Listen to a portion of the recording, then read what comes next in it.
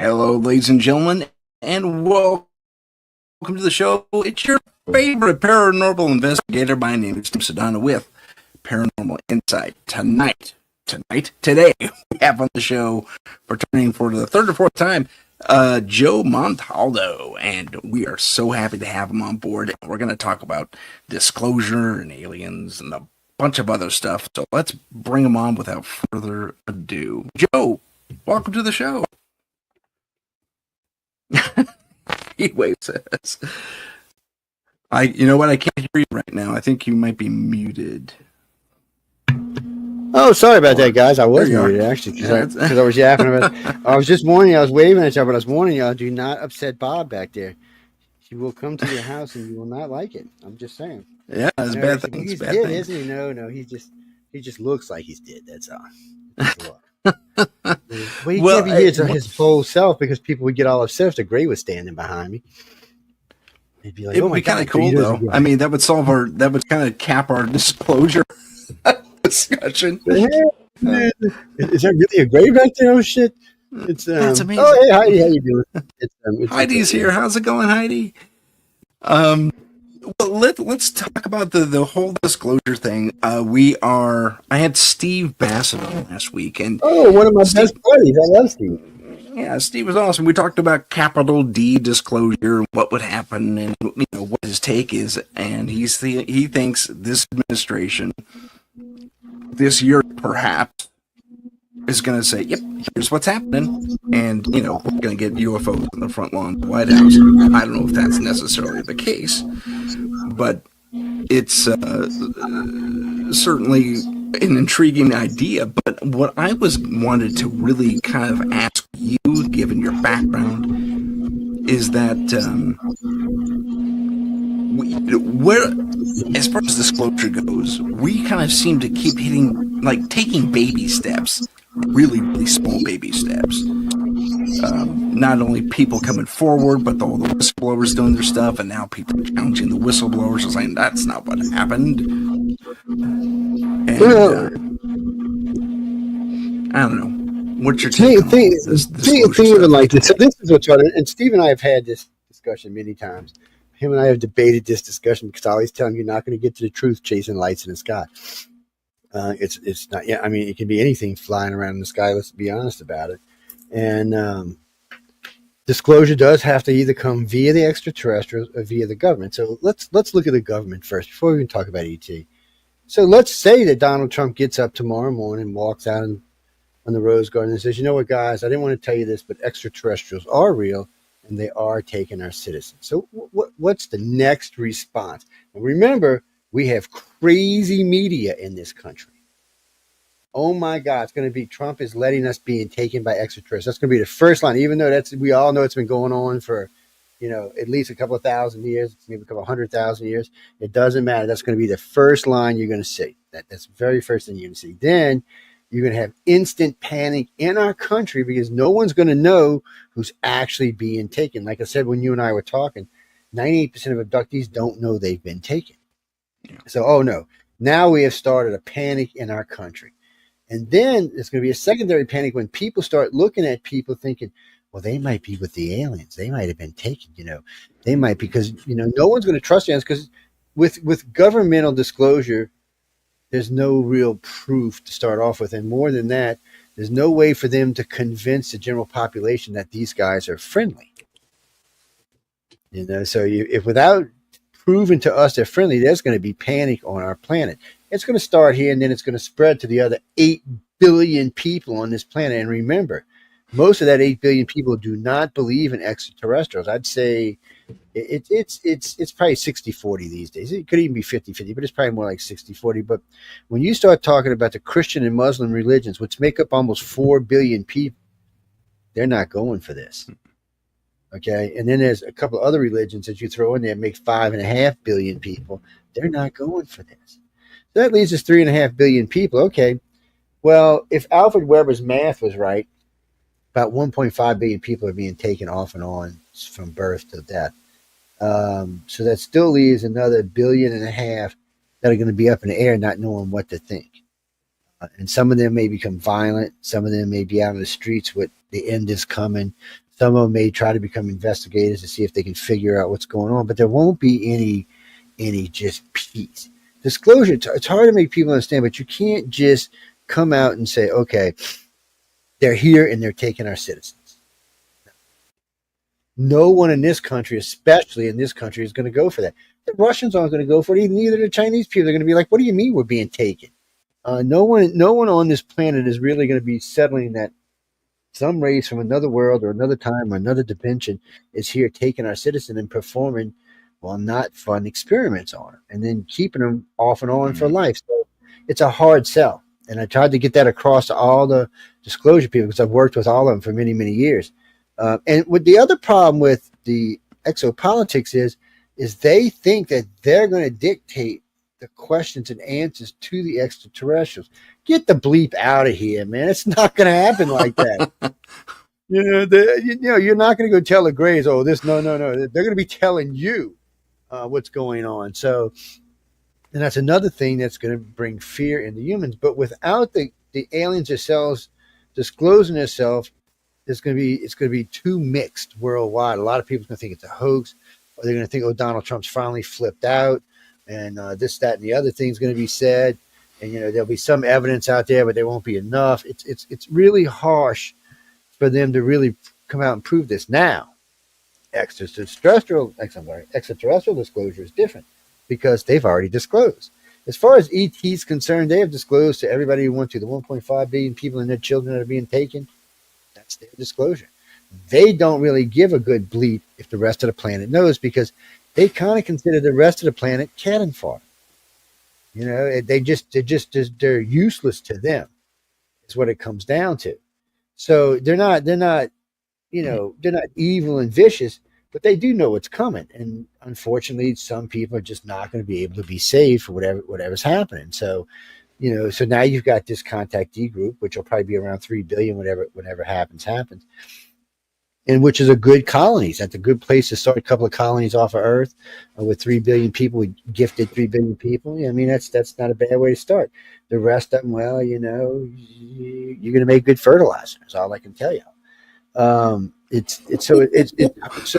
So why? Well, you see my point. Why would ET want to come out and disclose this? I mean, if you were ET, would you want to come out and say, well, we like these guys and we're going to help save these guys for whatever comes down in the future. But the rest of you are just going to be fertilized. Shit. Mm-hmm. I can see how 5 billion people on this planet are going to react, man. So it's a hard. I mean, how do you come out with disclosure? And I've asked Stephen this many times. I'm like, how does disclosure come out? I mean, just because the government says it's there, and you watch what they've been doing in Congress, and this has been going on off and on for a decade.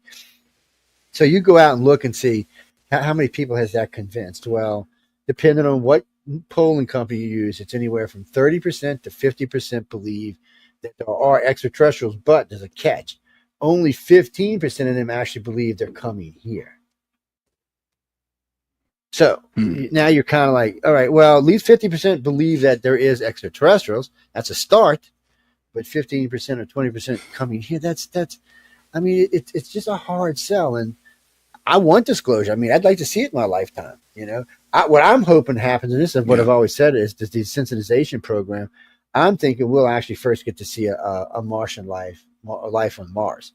And then it'll help to make it easier for humans to understand, because we've been on the desensitization program. All of this is part of getting out there and disclosing.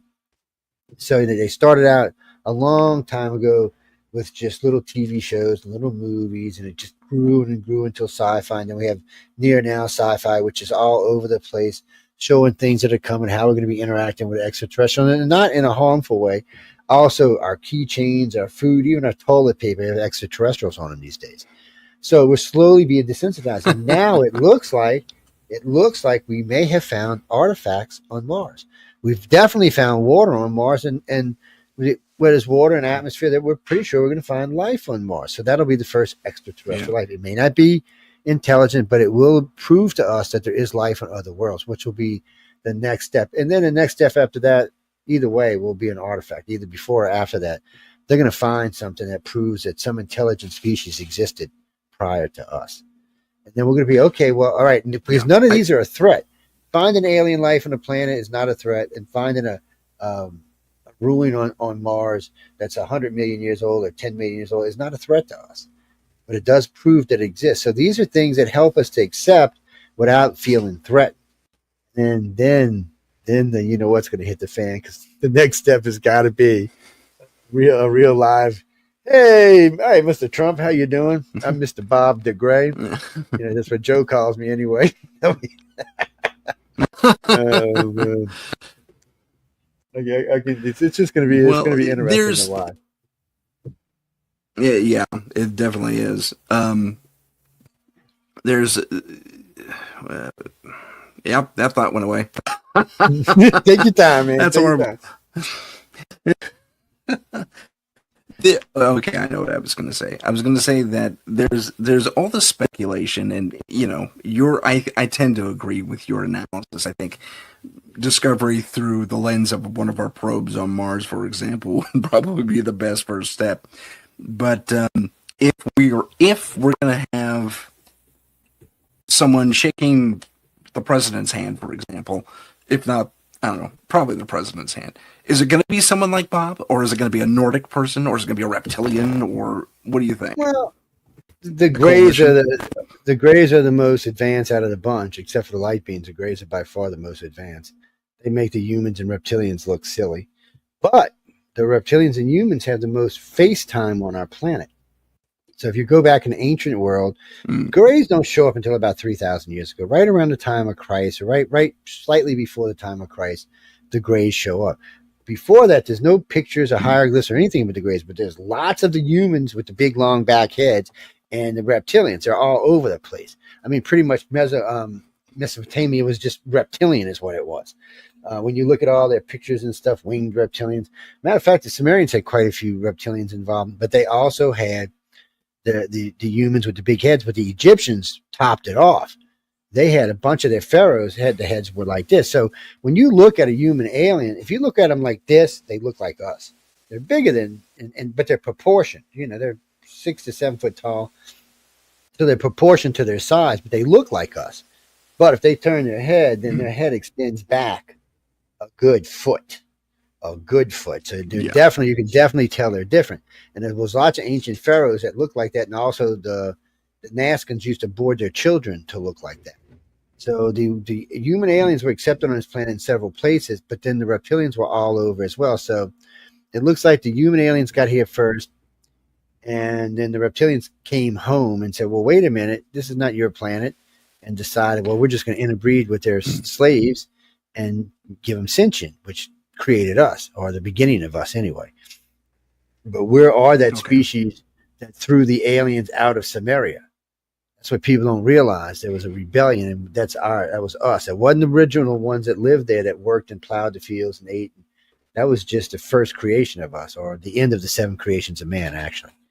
And then when the reptilians started interbreeding with the Sumerians slaves, that created the race that's here today. The race that we all know as the human race. That's intriguing. The race that has that little reptilian section in their brain. I have won so much money off that reptilian section. It's so funny. I'll be doing a lecture. I was Tulane University, Ivy League school, man. Ivy League school. An English lit teacher and 2 of his things. There's no we don't have reptilian in us. I looked over at him. I said, you're kidding me, right? You're teasing me, right? He said, no, you're teasing me. I said, Siri, reptilian section in our brain, because I had my pad on the desk with me. It just starts talking away, and they're like, what? I said, first off, I can't believe you didn't know that. I mean, this is Ivy League school. Everybody in this audience should know this. I mean, you should have learned this way back before you got to this part of your life. They were just done. And I said, without that, we're not the human race that we would be. It counts for a lot of different things in our brain. It's not even that big of a section, but it's a section. It is a section that makes us sentient, that makes us self-aware. Yeah. That's the most important part of it. But it is also the flight and fight part of the section too. So, you know, it gave us the ability to stand up for ourselves. It gave us the ability to say no, which we didn't have before that section came in. So it's interesting, but it also messes up with the theory of evolution, because if we came from some type of mammal reptilian hybrid thing back in the past, and we grew from that, then the aliens wouldn't have had to introduce it to us, and we wouldn't have been a little wussy of a species to start off with. So, boy, evolution people, they really do. They because it's a way to put it in there without it having to start out from the beginning. And since we know that Rh negative blood only showed up 40 or 50,000 years ago, some people say as early as 20, but 40 to 50,000 years ago, it suggests something interfered with us. Because I can't see Mother Nature, I can't see Gaia creating something that's going to, because she could have created it to be as useful as it was without it being something that killed babies. And I would have figured that's how our planet would have done it. But something like this seemed like this was done intentionally, almost to show you there's a separation. No, people, I'm not starting to try a revolution. The negatives versus the positives. We don't want to go there. Yeah, don't do that.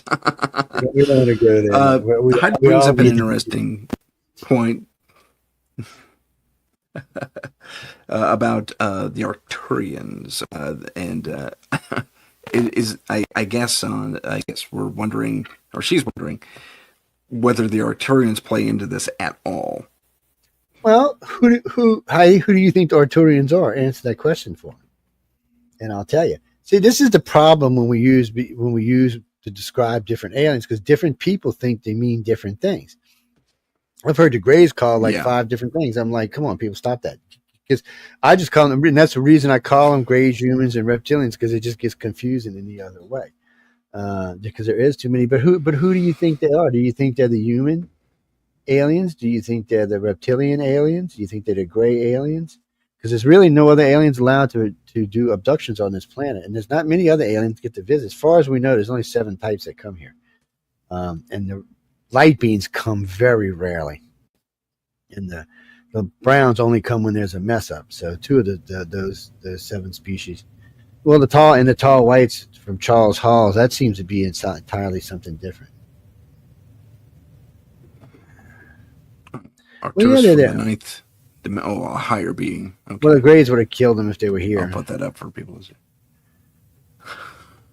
So I don't even know what the 9th dimension would be, because it either would be a dimensional crossover, or it'd be a different galaxy. So that's because it gets a little sketchy when you get into dimensions, because sometimes you're actually in a different galaxy that's in a different dimension, which changes everything. That's what she describes. Which changes everything, but they still wouldn't be allowed on Earth. The reptilians or the humans or the Greys would have probably killed them. The Greys would have for sure. Because as far as the council is concerned, there's only these types of aliens allowed to be here and nobody else. This is whatever kind of planet they call it, where we're under development and you're not allowed to just come and visit and poke around and stick your nose into our business. So it's a very sketchy little thing. I don't rule out anything because I wasn't there at the time. And I don't know what people are describing. And for today, people to be writing about something from the past without the knowledge of being there, it's hard to do. I think a lot of people take a lot of liberties, to be honest with you. Because we only do alien stuff from our actual knowledge that we've learned from all the different contactees and our government connections. That's the only thing we use. And, of course, in ancient history, because that's where you need to start. And I tell this to people all the time. Even if you want disclosure, you need to start in the ancient worlds and work your way forward so you actually understand who and what it is you're talking about and where these different aliens showed up on our planet and for what reasons. Why were there so many reptilians involved, like in Mesopotamia, and all of South America, pretty much? Why was it like that? Why were the humans in Samaria and Egypt and skipped over Mesopotamia? What happened there? It just seems to be. It makes you wonder what's going on. And then the Greys show up, and they don't really pick a region. They just start taking away stuff from the reptilians and humans because they're seen everywhere. So what's funny about this, if you really get down to do the research, you'll find that there's actually areas on this planet where you don't see human aliens or reptilian aliens, but you see Greys everywhere. They're little pains in the asses is what they are. or big pains in it.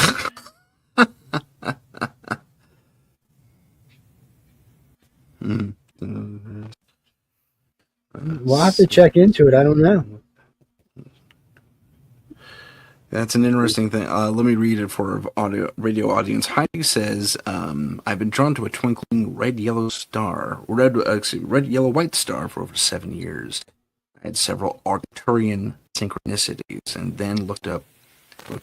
Behold, lo and behold, it was Arcturus, and she said she could literally kind of feel them. Yeah. So I mean, it's, well, a lot of people think the Arcturians. Who's seen the other guys? Yeah, well, a lot of people think the Arcturians are either the Air Force guys. I don't know.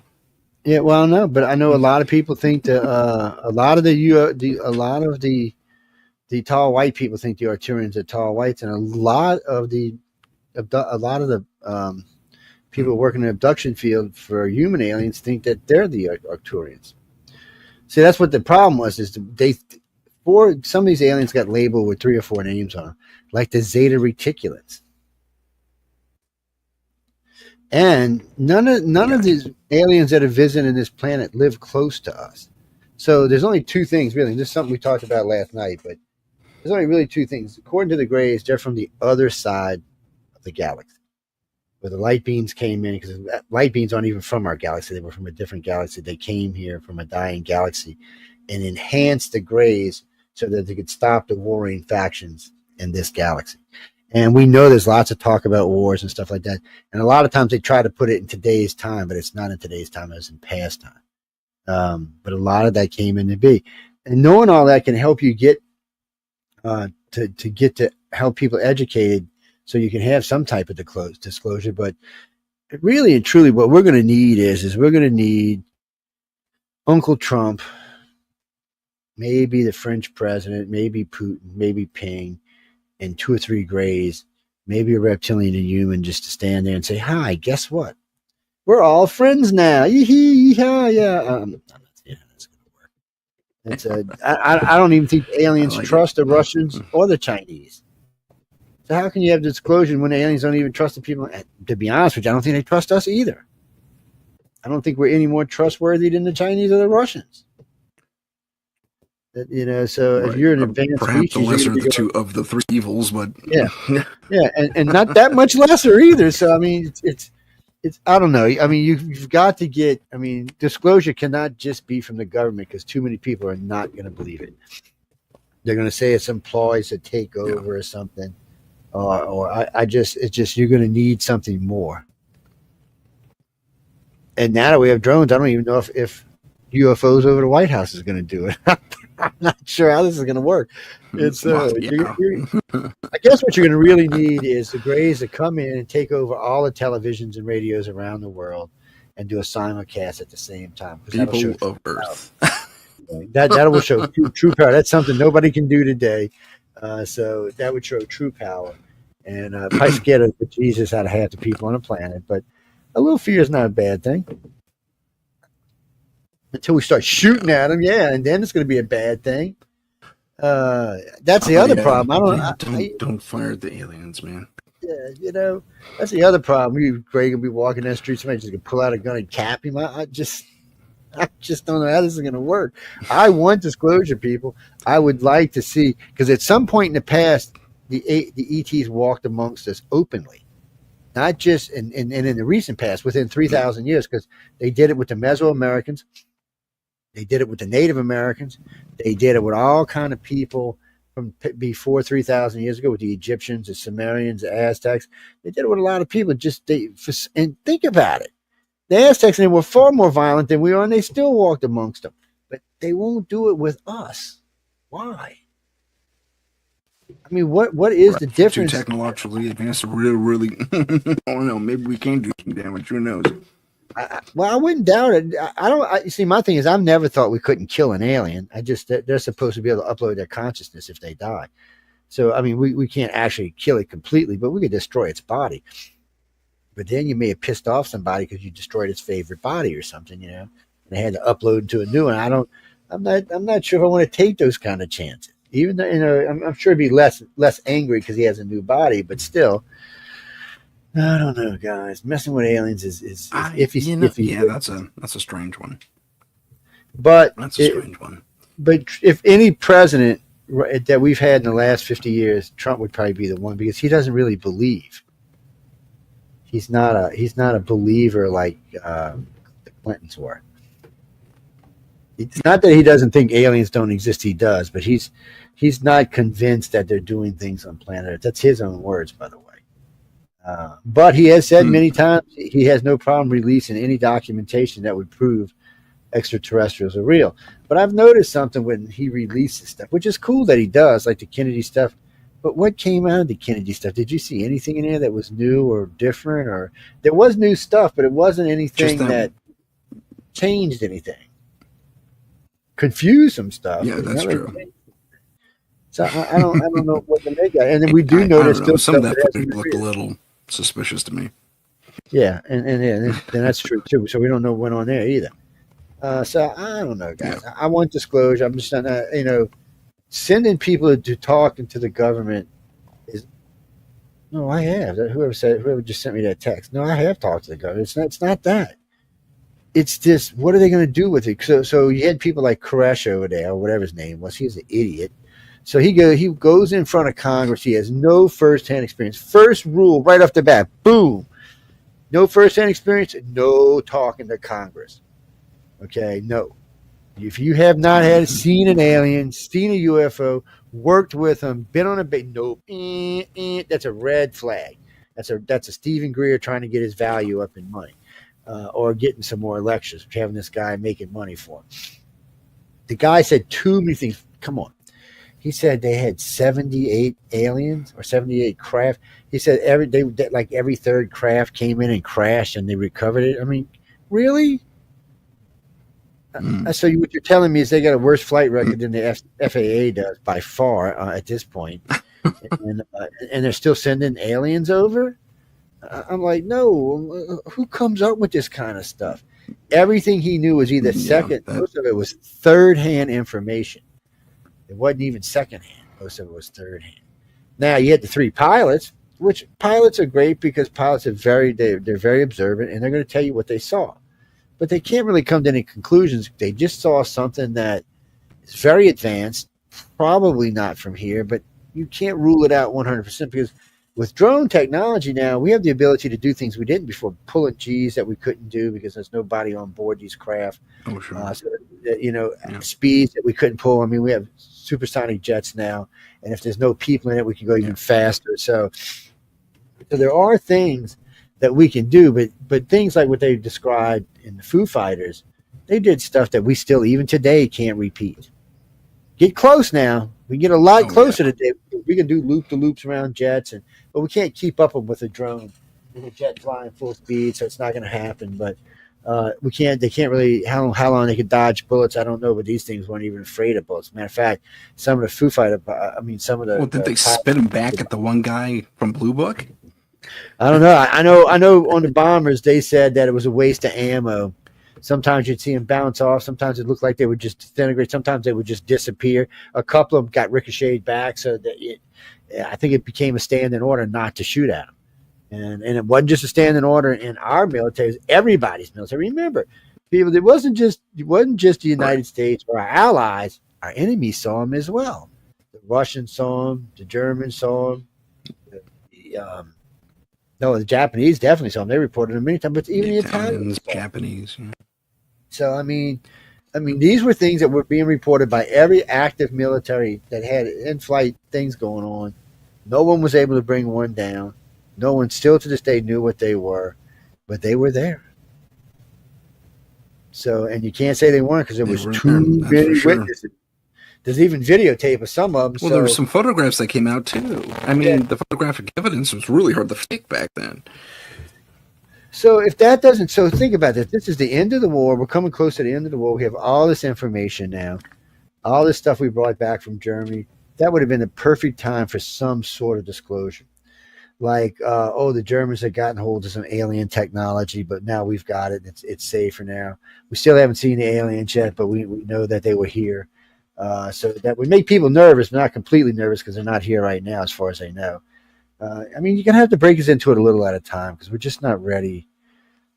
Religion sort of allows for it. Well, the Christian religion sort of allows for it. The Jews kind of already have dealt with it because of the jinns and stuff like that being in the Middle East. But Yeah. and there are some places where they talk about these big Borg-looking things that the Jews talk about. So I think they'll be a little bit more open to accepting it.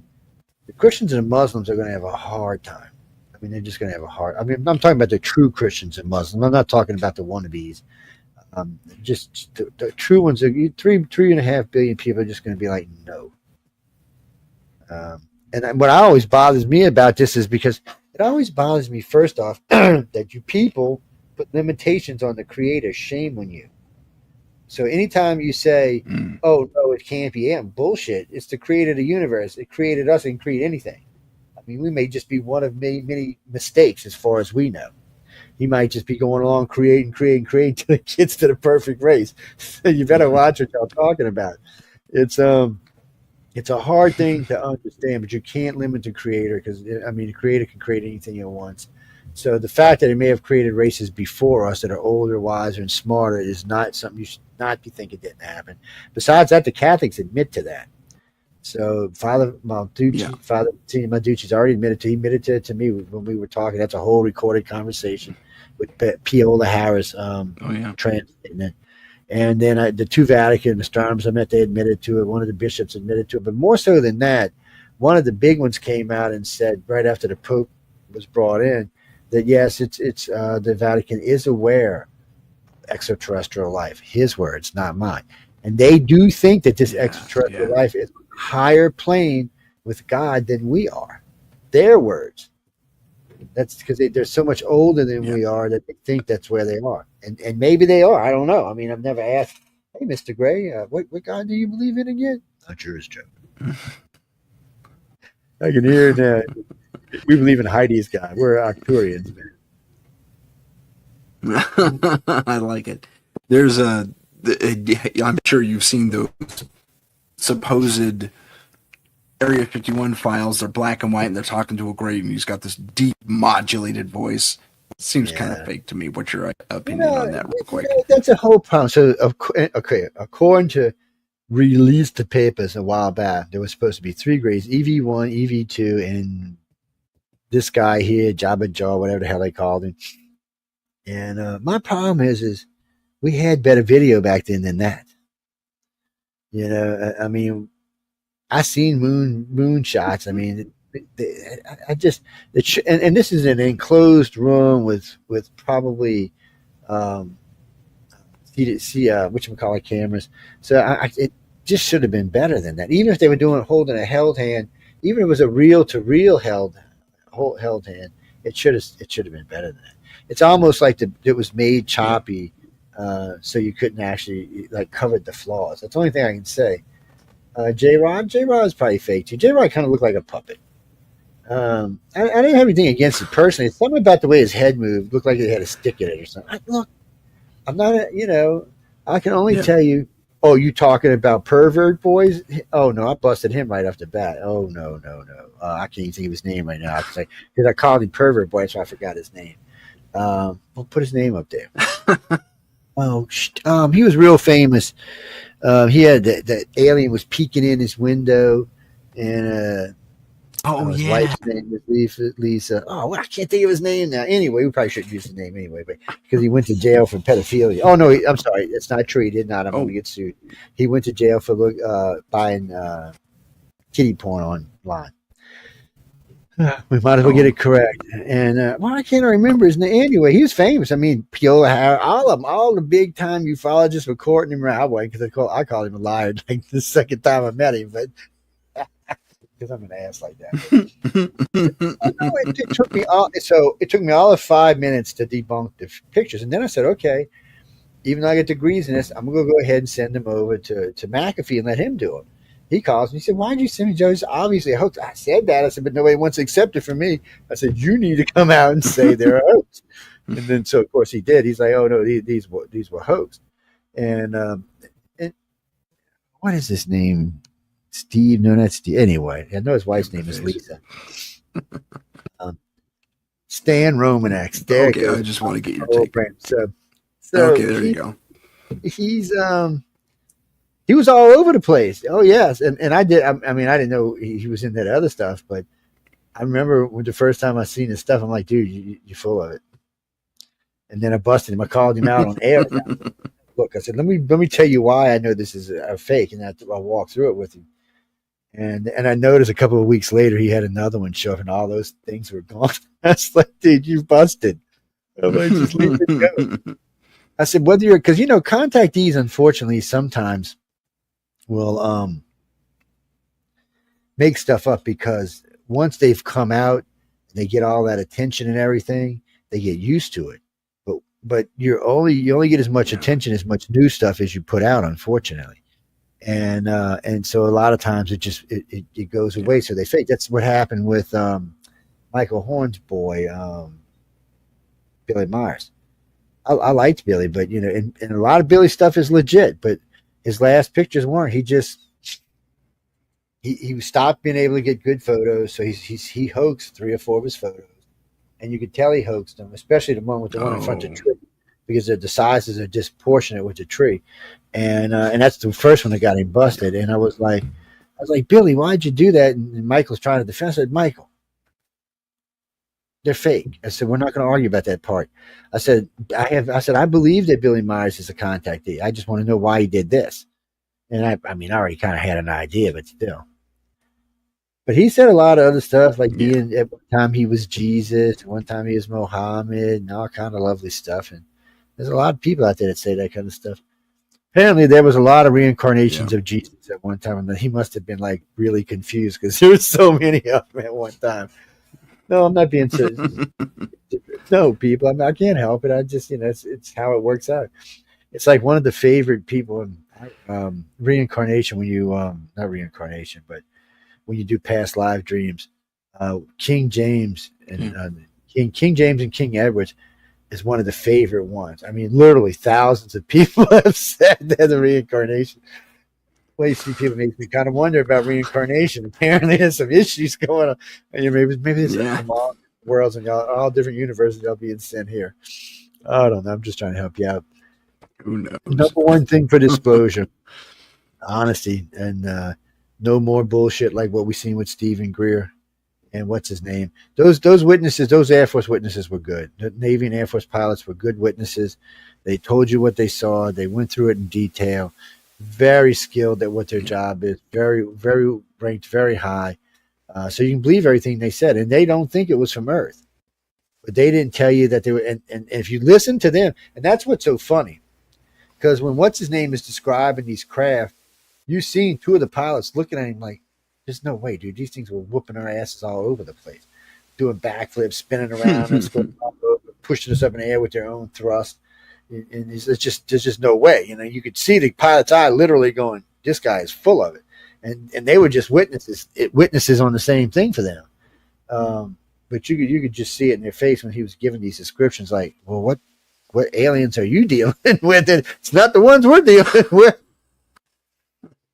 So, so people like him, and the first time when they had the first one a couple of months back or a year ago, one of the witnesses in there was also had never been involved. It was third hand. So Greer brings you these third hand witnesses, and I don't even know why Congress puts up with it.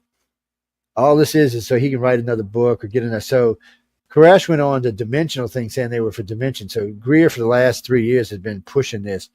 The grays are from this dimension and stuff like that. And then all of a sudden here he's got a witness on the stand saying that to Congress, a third hand witness on the stand saying that to Congress. So right there I knew his theory was completely wrong. And if you gotta lie, stop. Just say you don't know what the hell it is. I mean, we're all there's lots of stuff there's lots of stuff I know about the aliens, and there's lots of stuff I'm like, what the bleep. Still, as many agendas that my organization works on, I'm still scratching my head about the ones that we haven't even touched yet. And we're sitting there going, why would they do this? Why would they do that? Why do they test people for this? Why are they so nice to kids and then so rough and pure? I mean, there's just so many things we want to know.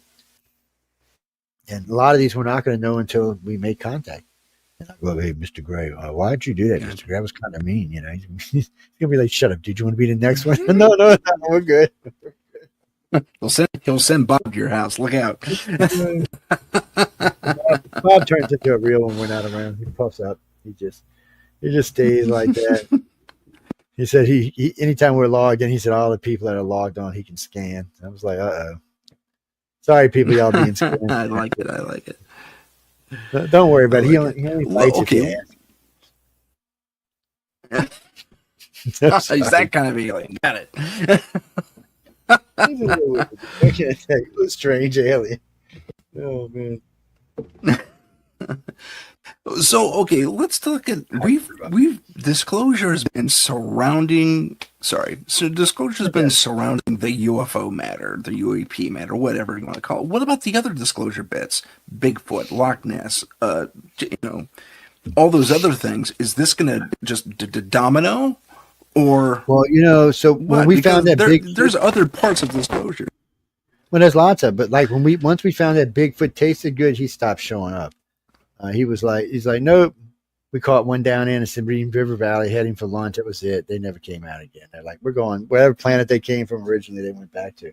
And I'm joking, people, but if you've noticed, Bigfoot sightings have all but gone away. The hard thing to answer. I got several friends that so the Sabine River Valley is basin is next to. It's in between Louisiana and Texas, and it's one of the places Bigfoot has seen the most, and there's a lot of swamp down there, a lot of places to hide.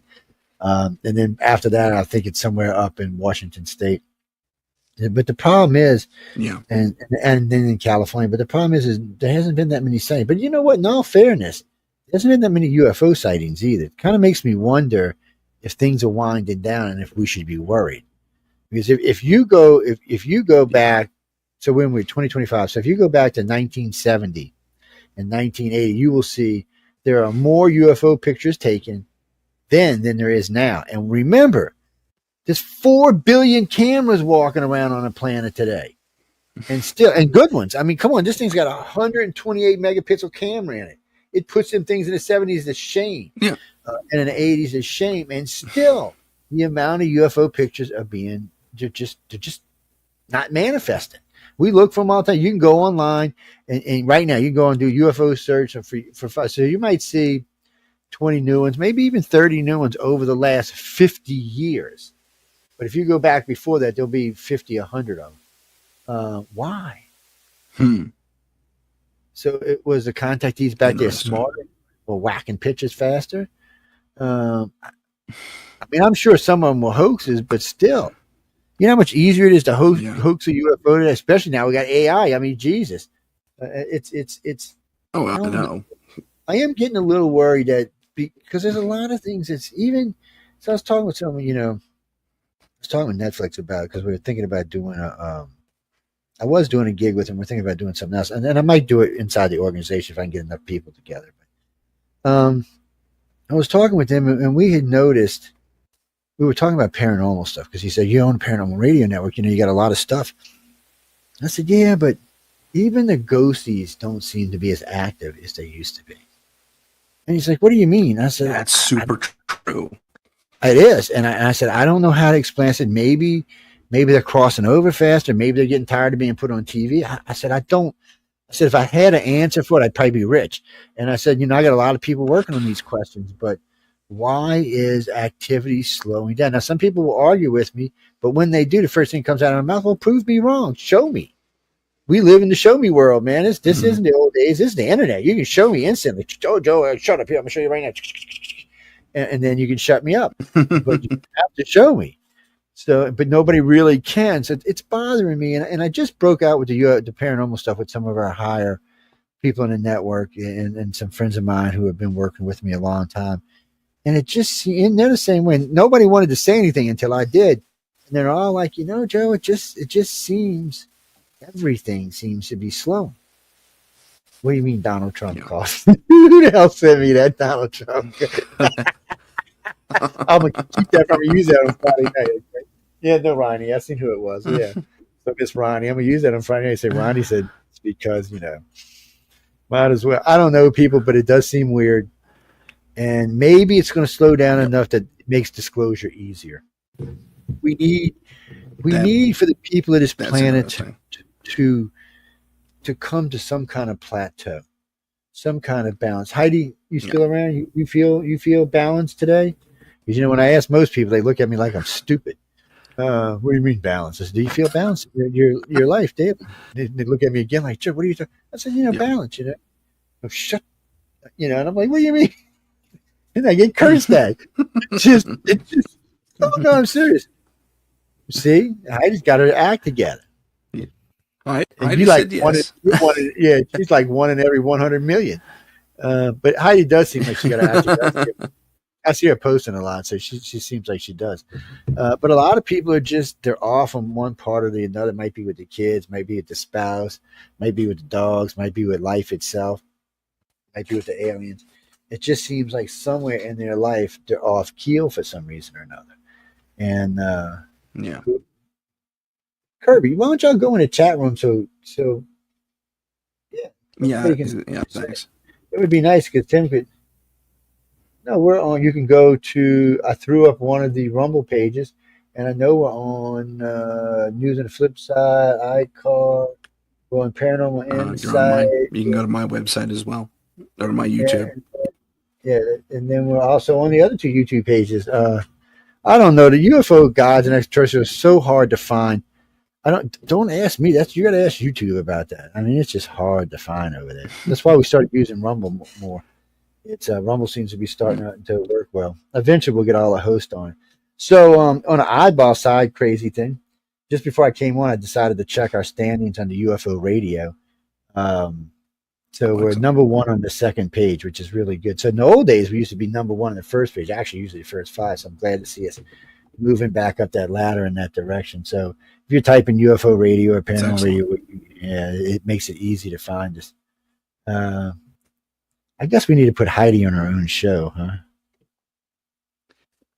Heidi's amazing. She's helping me. She's been stumping for me for the past few months. She works better than most of the marketers I know. She's hard working, man. She's amazing. Yeah, you find Heidi Galt, you can find our links. Yeah, so if you want to look her up on Facebook. Michelle and I were talking about her last night, actually. And she's a hard worker. Who Michelle's balanced? Who said that? Michelle's crazy. What are you talking about? She is like, that's why I like her, man, because she's crazy. She is, y'all. Just warning y'all.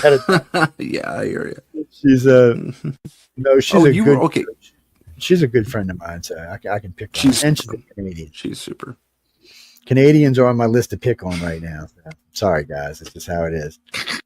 Trump told me I had to pick on the Canadians for the next couple of months.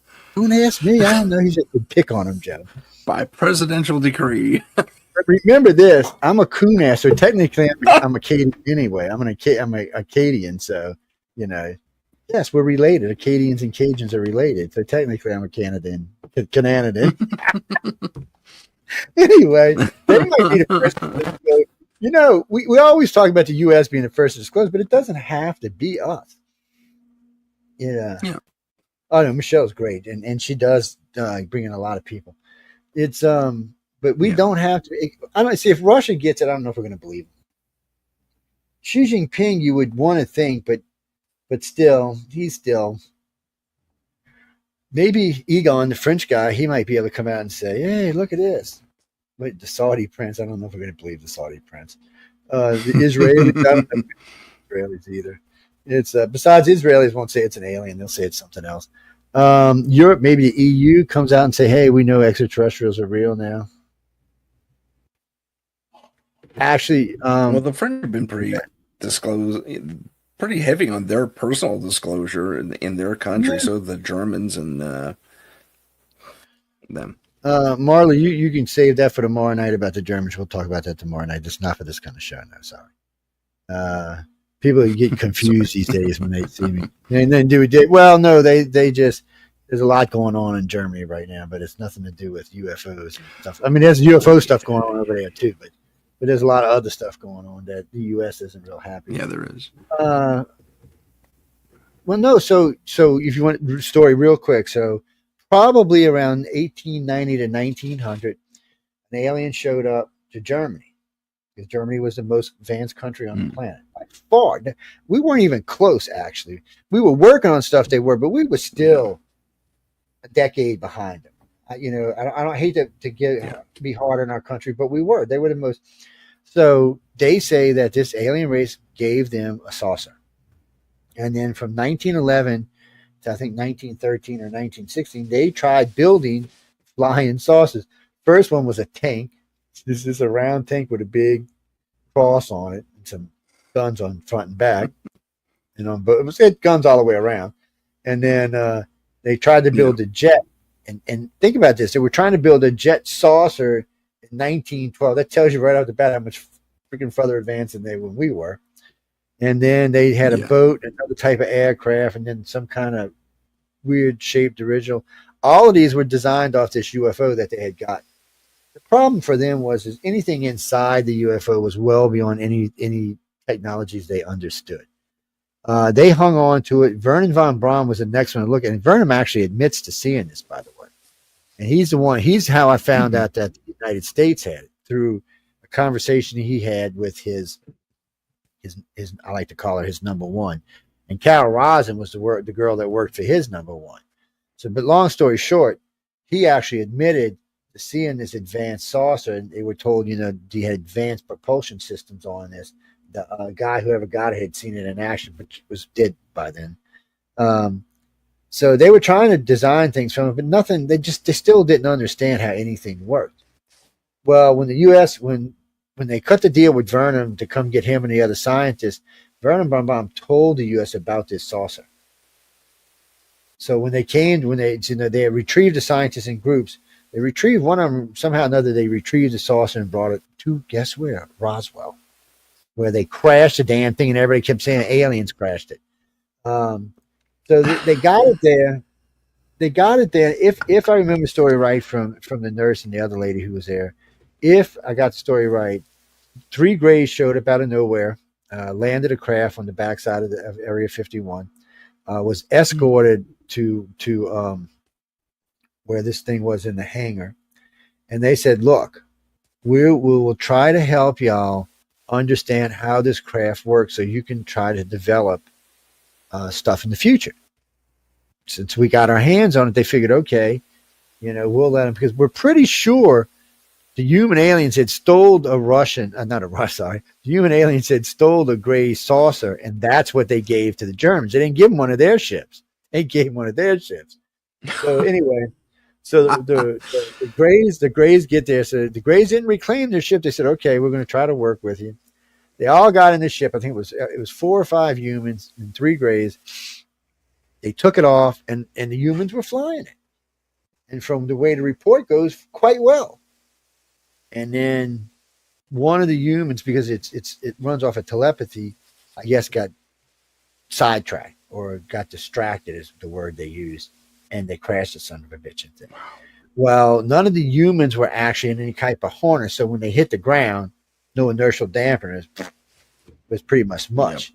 Yep. And there was also a radiation leak. Well, the Grays had already hit used the escape pod or whatever, the shuttle out, and that's what landed on Mac Brazel's ranch. And that's why it broke up so easily, because it was not made like a interstellar craft would be made. It was just like some kind of escape pod or some type of shuttlecraft. So it broke up on impact.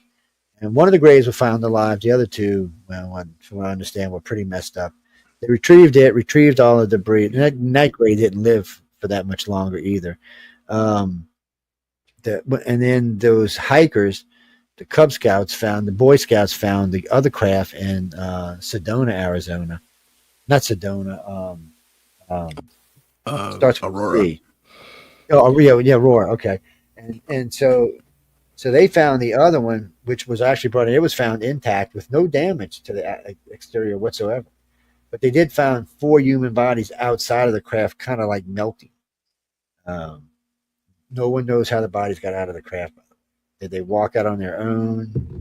There was nothing else found when they took the craft. And by the time they did say there was high radiation count, but it was diminishing quickly.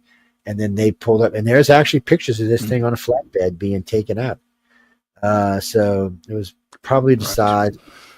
Well, they had 2 flatbeds together, and it was sitting on them, and it was being taken out. And then it was so heavy. Eventually, they had to bring in helicopters to carry it the rest of the way. But it had actually been seen by other people, so they knew that. And then a good friend of mine, DeAndrew, was friends with the nurse who was getting old, but she was still alive, and they were still friends. And they talked a lot about what was seen, what was heard, what was there, what was not there. So that's why she used to take on Stan Friedman all the time, because she actually knew more than he did.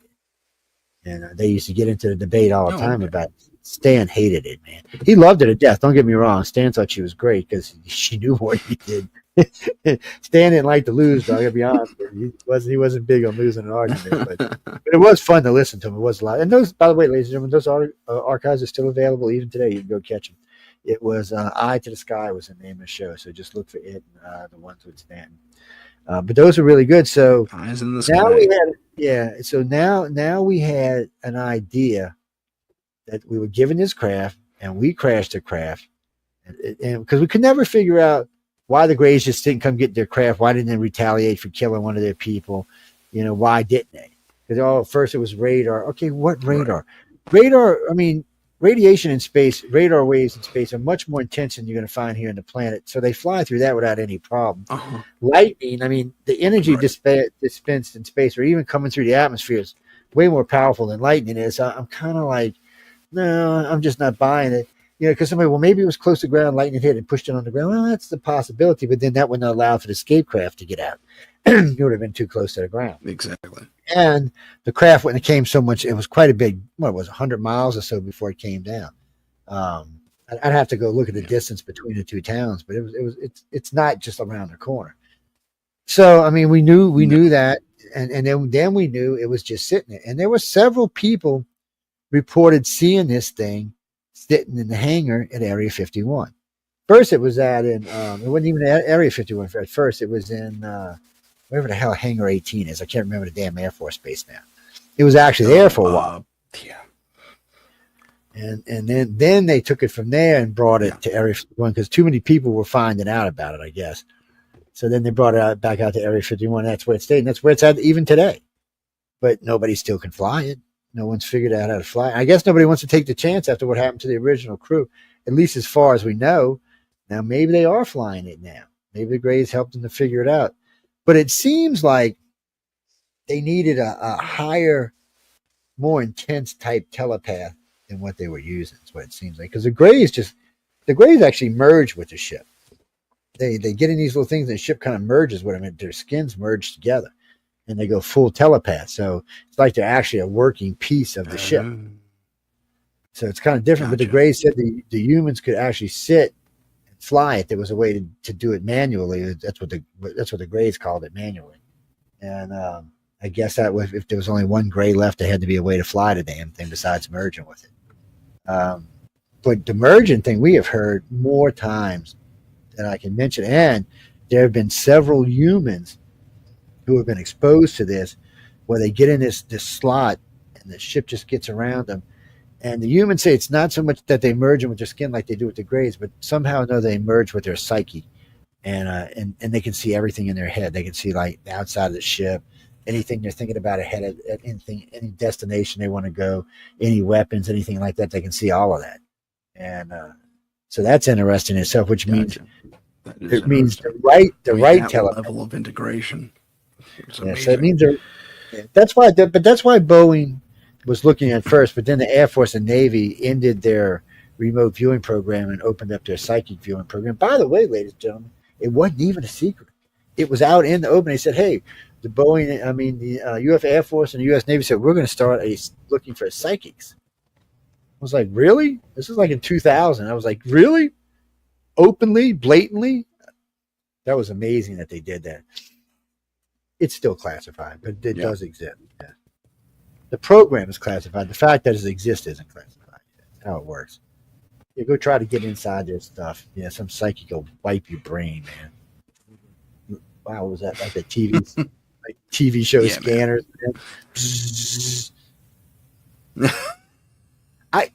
Frankie, if every world leader stood up together and said aliens are real, maybe, possibly. Maybe. I mean, if the whole UN stood up and said, look, extraterrestrials are real. Here's the proof. Here's pictures of them. Here's what they've done. they're real. Maybe I'm still going to be skeptical. I'm just being honest. Yeah. Well, because nobody sees them except the people being taken. That's I think that's one of the saving grace for the extraterrestrials is the fact that if you haven't been taken, you're not going to see them. Yeah, or there would be more sightings. Is true. You know, and that's really the proof. And I love using that to beat up ufologists with because it's a true statement. If people who, I mean, if you go back to Phoenix Lights or the one in Mexico City or even the Belgium sightings where the thing was floating, a big thing the size of the city was floating over Belgium and only a few people in each city saw it. I mean, some of the cities had a couple 100,000 people in them. Think about this. They scrambled 4 F-16s. Only one pilot seen them. That's and the whole time That's right. I forgot about that. And he's screaming the whole time, can I engage? Can I engage? Can I engage? And the other 3 pilots are like, what are you talking about? There's nothing there. And this dude is out of it about what he's seeing. And then people on the ground at the same time are coordinating what they're seeing, but yet these other pilots are like, but then I noticed NATO never gave him the order to fire. They said, maybe not. Maybe he's telling us the truth. We're not going to take the chance and shoot at some big UFO the size of Belgium. We're not going to do that. We're just going to let it float on by. Yeah, that's probably a smart move. Well, I still remember that general talking about it. He was like, he said, do you think what he saw was real? He said, I saw something in the sky. He said, so I agree with him. He said, why the other pilots didn't see it and why some of the people in town didn't see it? He said, I can't tell you. He said, but I can tell you it was definitely real. And it emerged on radar, which was something that helped everybody. And I don't know. It was strange. It was strange. See, something like that, that's a perfect time for disclosure. Big citywide floating thing across the planet. Something way bigger than we can build. Okay, look, there you go, people. Aliens visiting. Nope. And that's the other thing. And in the old days, I should say the old days, in the ancient past, they did walk amongst us. They just don't now. They don't trust us. They're scared Heidi's going to get up and give the Grays a big hug. You be like, don't be hugging me. Hug attack. Give big old kiss, big lip prints on the side of their head and shit. Yeah, man, poor Gray be like, then he'll go home and be like, why you got lip prints inside your head? Oh, no crazy human did that, and then he'll be in trouble. Things they got to worry about if they come to our planet, man. I'm just saying. See the things they got to worry about? Yeah, man, that's a consideration for sure. Hey, let's take a quick station ID break. We'll be back in 15 seconds. This is the United Public Radio Network, 107.7 FM in New Orleans and 105.3 in the Gulf Coast. UPRN talkradio.com. I'm getting Heidi married. Well, that was... Bob says he's looking for a wife, man. I'm just saying. I tell him about Michelle all the time, but he says she's too mean. So he said, you can't go there. It's bad when Bob is scared of Michelle. I mean, that says oodles and boodles right there. Actually, before anybody asks, we're talking about Michelle DeRoche. She is our station manager. She's a very nice lady. Her co-host is Amelia Pisano, the queen of food porn, by the way. And this girl is the queen of. You can't talk about it on this show, but she is the queen of food porn, and not before anybody gets any dirty ideas in her head. It's not that kind of porn, but she's queen of food porn. Come on Friday night, we'll explain it to you. It's hilariously funny. Yes, well, with the Grays, you get 3 husbands for 1. There you go, 3 for 1. Yes, because they always work in groups of 3s. Yeah, so you get 3 for 1. Gotcha. You know what? You just reminded me of something. There was. You just reminded me of that latest whistleblower, Jake John something or other, and he's the one where they actually had video. It was News Nation released, and they actually had the video of the egg craft underneath the helicopter.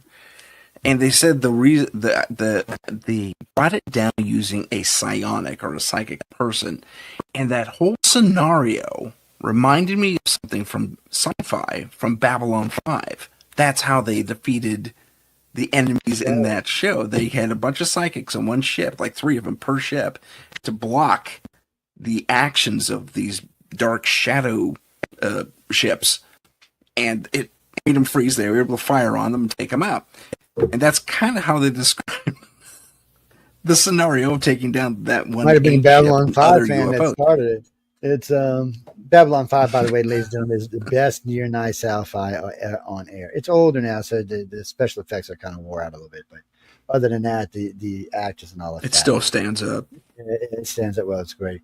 Well, when we do know that the Greys and the reptilians and the humans have an interest in telepathic people, because if you're not telepathic, you're not being taken. Empathic or telepathic, and it's a rule for our organization. We don't even consider someone an abductee if they're not at least empathic. You don't have to be a great empath, but you're just empathic. And a lot of people, don't even realize that they are empathic until you start talking to them. And they're like, "Oh shit, well I am." Yeah, a lot of people are. But the aliens, whatever this original patch was when they started with this, I imagine after the mixing of the humans and the reptilians, they were doing all the abducting back then. They were probably making sure the ones being taken were telepathic or empathic.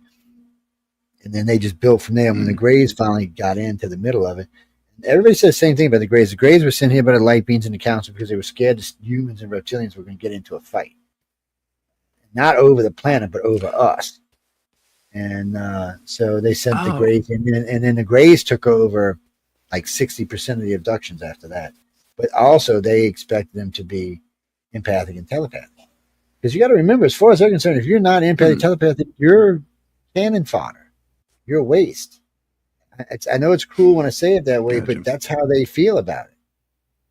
Because let me explain why they feel it. Because they know y'all are going to be bred out. It's just like the Rh negative blood. It started out as 0, now it's 15. Actually, I think it's around 17 or 18% now. Eventually, it's going to be 50-50. Eventually, it's going to be 80-15 because it's going to breed the old out. It's just an upgrade is basically what it is. And that's what they consider. So a society that's completely telepathic changes. You can't even really have 200 countries when everybody's telepathic because we all know what everybody's thinking. Eventually they'll come up with ways to shield it, but in the beginning, no. And as we grow and learn and grow, and then you're walking down the street and everybody on the street can hear everybody's thoughts. I mean, I'm sure a lot of people will learn how to turn it off and just hear background noise, but a lot of people won't. A lot of people are nosy, and they'll just be walking with it wide open. Most empaths don't even know that they're in broadcasting when they're walking up and down the street. You'll be standing in a group of people, want to walk in, everybody will get sad or everybody will get happy. You're like, what just happened? Well, this individual just walked in broadcasting to everybody. It's how much power it has, even if they don't know what it is. It's just one of those things. So eventually we'll all become telepaths and we'll all know what each other's saying. So there won't be much lying left on the planet. That'd be okay. So that'll make us become closer and we'll lie less. Think about politics. If every politician was telepathic. And not just that, when they got up on that stage and started telling you bullshit and everybody else, the audience was telepathic. There wouldn't be nobody out there lying to you about what they're going to do. Because then, you know they were lying. That's right. So it would change the way we look at things, at least in the beginning. And there may be a way to stop it, but I would imagine if there's a way to stop it, there'll always be some way to override it. So it's just a matter of how that's going to work out. What is going on? No, I'm going to worry about it later.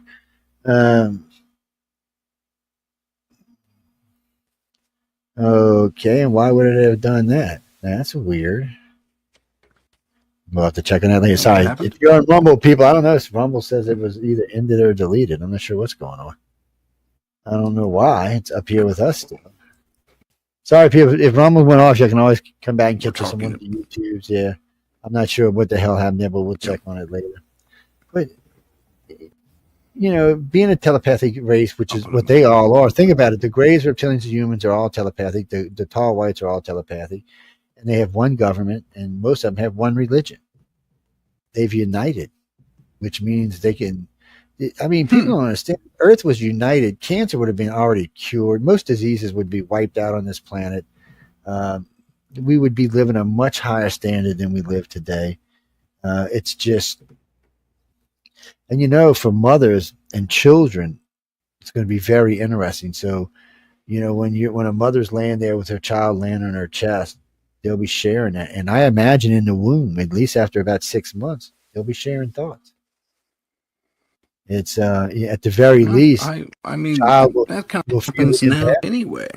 Yeah, well, it does really. The empathic part does for sure. The baby will feel the empathic feel of the mom. So there's a lot going on, but still, we got a long ways to go as a society. And like I said, I'm sure somebody will figure out some way to lie around it. But I'm thinking if you find a telepath that can protect herself, you'll find someone that can break into it. It's just a matter of time. Yeah. But it's funny, Heidi. One of my cardinal rules in my family is you can do whatever you want. Don't lie to me, because if you've done something, you're going to be in trouble. Okay, you're in trouble. Deal with it. If I found that you lied to me, your trouble is going to be far worse than it was if you did. Yeah. Well, most of my stepkids and my kids always were like, "Wow, I didn't get in this much trouble." So, because you didn't lie to me, and this is a fixable problem. But if you lied to me, it just sends, and it doesn't matter who it is, it just sends me over the edge. I've fired employees. I said, just tell me the truth. I said, you're probably not going to get fired. If you lie to me and I find out, you're going to definitely get fired. That's just how it is. It totally makes sense. Well, the Grays don't lie to you. Grays tell you how it is. And half the time you don't want to hear how it is, I'm sure. But it's who they are. It's what they are. It's the reptilians and humans are the same way. They look at their system. The reptilians they're empathic. They're telepathic, and they have genetic memory, which must be far more confusing. So the Greys, for some reason, so that's one of the reasons it's so funny about their human contactees. So the reptilians consider, the human aliens consider their human contactees, a lot of them, just to be like maybe distant trash cousins, but occasionally one or two that they actually like. The Greys just look at us as pets. That's the only way I can describe it. The reptilians, on the other hand, do look at us as family, because we do contain some of that genetic memory. And one of the problems with the genetic memory is people will write to me sometime about this thing that happened or they were involved with, but it's way too much and it's way too time different for them to actually have been involved in. So you realize it's a genetic memory. It's somebody else, some other person in that family line's memory that they have. And then you have to start teaching them to distinguish between what's their memories and what's the genetic memory itself.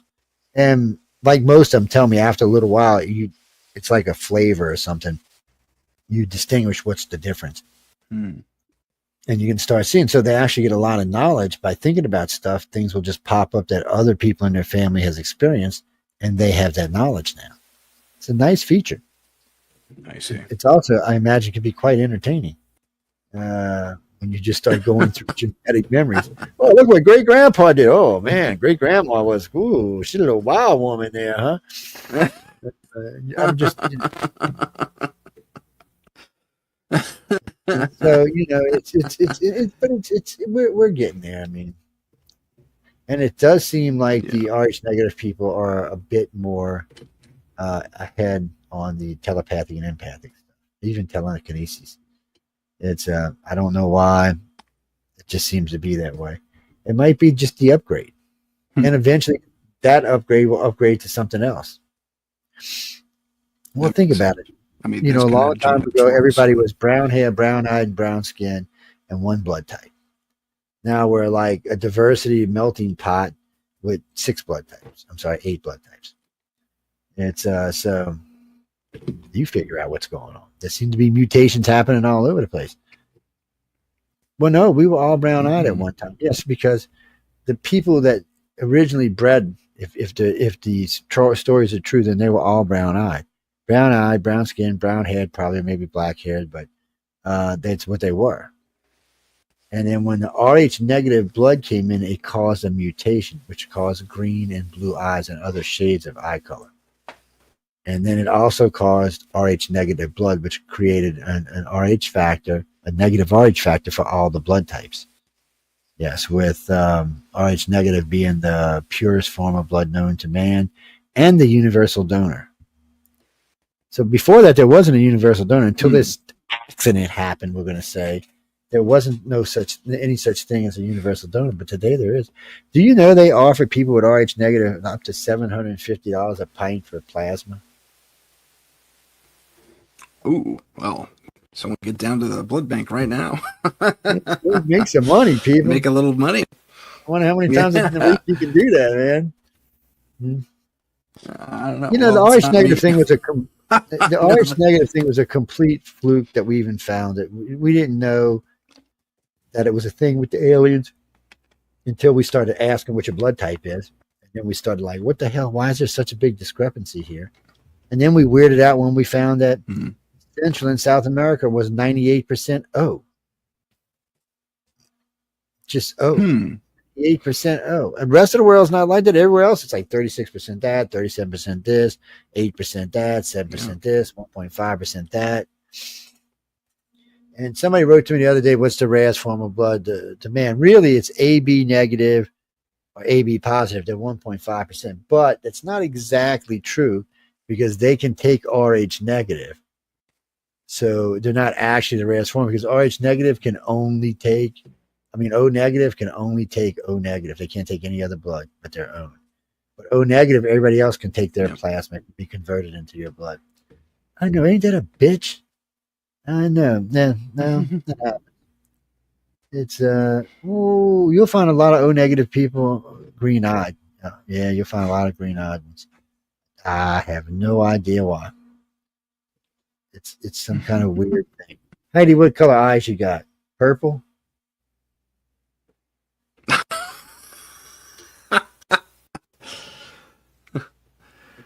Well, Hazel's just a cross. Are we asking Heidi or me? That's what hazel eyes are. It's just a cross between brown and green. My daughter's got kind of yellow. Yeah. It's I know. Me too. I wish I had that. That's funny. I have green eyes, but people tell me as well. People tell me all the time that my eyes they're green. They say when I'm drinking, they're like super green, like emeralds. When I'm not and I'm goofy, they're lighter green. Don't ask me. I can't. I'm not like I can see my own eyes when I'm yapping. So I have no idea if they're lying or not. Exactly. You're not walking around with a little mirror all the time. I know a lot of people with hazel eyes, and hazel's a weird thing. When you use that color extreme, sometimes it can be closer to brown, sometimes it can be closer to green, sometimes it can be kind of weird in between, and they tend to change a little bit. Hazel's not always the same. It moves around a little bit. Well, I know a lot of people with hazel eyes. Brown eyes? Oh, I know everybody. I know a lot of people with brown eyes. I think brown eyes are pretty. They might be the most, but I think they're pretty. Oh, yes. Well, I married a woman with brown eyes. That should tell you something right there. So this is what's so weird. Before we move on and get back to what we were talking about, why is it that so many stars and TV people have green or blue eyed, and how come?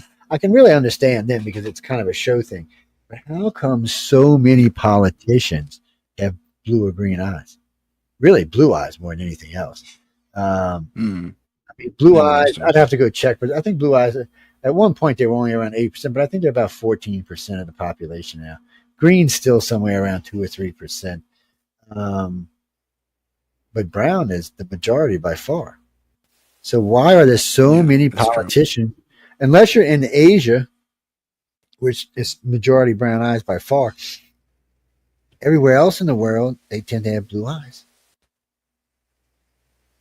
Don't you know, people? It's interesting. I know they look for blue eyes. Yeah, but even in countries like South Africa, they have blue eyes. Why? The majority of people down here have brown eyes. Actually, in South Africa. It's not just there. Even in the Americas, it's just where the majority of people who went there. No, the majority of people in the Americas have brown eyes, but a lot of their politicians don't. I guess because it stands out and you see it on TV and it just doesn't register in your head, but it's something different. So you're thinking about voting for it. It drives me crazy. It drives me crazy when I see it. It just does. Because I know how many brown-eyed people are on the planet. Remember, the majority of colored-eyed people live in the New World. Yes, in the Americas and Europe, places like that. Asia is still dominated by brown. South America and Central America is still dominated by brown. Africa is still dominated by brown. And Carrie, don't forget, Africa includes the Middle East. Yes. So, yes, by far, that's what they do. Look, I didn't make the rules. God said this is how it's going to be. Pow, and that's how it is now. Look, well, you can argue with God. I'm not going to argue with God and say, "Oh, good job, he, she, it." I don't want to put a sex on God. I'm not sure what the hell God is. I don't want to go there. I don't want to use pronouns on God. How's that? Let's just leave that for another show. That's smart. Smart move. Christopher McLean and Howie Odell, welcome to the chat. Hey, welcome to the show, guys. They joined us. Welcome to the stream. We're going to change the name of the show to Strange Chat. Weird, strange and weird chat. We started with disclosure and ended up with eye color. I'm trying to think who would be, though, if I had to pick someone today that I would really trust to come out and disclose. I don't know. I'm kind of befuddled here. I'm not sure. You know, Trump would be good at it, but I'm not sure. I give it to Bob Laser. We'll give it to Taylor Swift. I'm just kidding, people. I'm sorry. That was wrong on my part on so many levels. I apologize. But I mean, she's got a big audience, man. Let's be honest. And she travels around. Yeah, that's true. I mean, oh Lord, no! It's true. She would probably be a little more believable. Although there's rumors she's with the Illuminati, so who knows? I don't know. No, you never know. Oh man! Wait, who were you saying before I rudely interrupted you? I'm Bob Lazar. I said Bob Laser. Nobody believes Bob Lazar. Bob and I went out and got given his he told me all kinds of things. But by the way, if y'all can get Bob loaded, he will say again. So Bob and I went out and got drunk. So long story short, I was out with the newspaper guy from Vegas, the TV guy from Vegas. He does all kind of TV stuff. Him and Bob have done a lot of stuff. Oh, Joe. I know what you mean. Yeah. Anyway, him and Corbell team up. Yeah. Anyway, we were out. We were in Vegas for a conference, and he was there speaking, and Bob showed up, and the three of us were just sitting there talking. I said, "Well, look, guys, I'm hungry. I want to get something to eat, and get some drinks." So they said, "Well, I know this place. Let's go to this place." So we all went over to this place, and we started eating, and then we started drinking.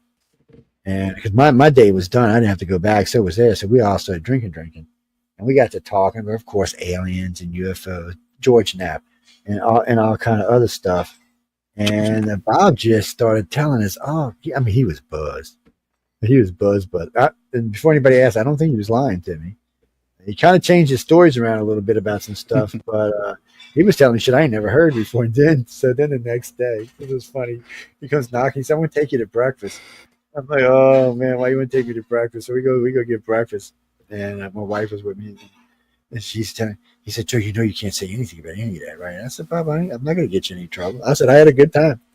I said, "I was drunk. I forgot." He said, "I know you didn't forget, but," he said, "I've heard you before." I said, just secrets are secrets. I said, "I have so many people's secrets in my head, I probably forgot most of them." I said, I'm not allowed to tell secrets. But it was an interesting conversation. It really was. And we talked about some stuff at Area 51 because he got mad at me. Long story short, a friend of mine works for Los Alamos. Actually, I got a couple of friends, but this was just a secretary friend of mine with a Class 5 clearance. So we're talking one day, and I said, "Is there any way you can look up Bob Lazar for me?" She said, "Sure. Just hold on." Bing! And it comes up and starts printing out things. She said, "You want me to send you a copy of the thing?" She said, "It's nothing here classified." She said, "Well, there's something." She said, "You got a classification anyway." So she sends it over. And there's Bob Lazar, picture of him, whole 9 yards. Shows that he has access to Area 51, Los Alamos, and one of the other facilities. was like, that's pretty good as a janitor. That's what he was officially listed as a janitor. Is that how they had the classify him? Actually, they called it a something engineer is what they called it. I forgot what the name was, but it sanitation engineer. So it was. I was like, so I was on air talking about what we had found, and I got this really nasty phone call. I'm like, Bob, I said, look, I can only go by what the damn thing said, and it clear and said everybody else's classification in there is right. I said so. But in all fairness to Bob, it doesn't really matter because he probably saw what he saw. No. When you work as maintenance or anything like that, you're always going to have access to bases because things need to be fixed. And everyday scientists don't do that kind of work. They're the scientists. They don't want to get their hands dirty to bring in someone like us. And that's how they do it. So I don't doubt that he saw what he saw. He just maybe ad-libbed a little bit to the story. But what he saw is what he saw. So I would never take that away from him, but it's hard to get away from the janitor part. It's like, well, and then I said, well, do you think they fixed it? She said, no, it's in the record. She said, this ain't been changed. She said, this looks like the same record from the day he was hired. I was like, wow, really? She's like, yeah.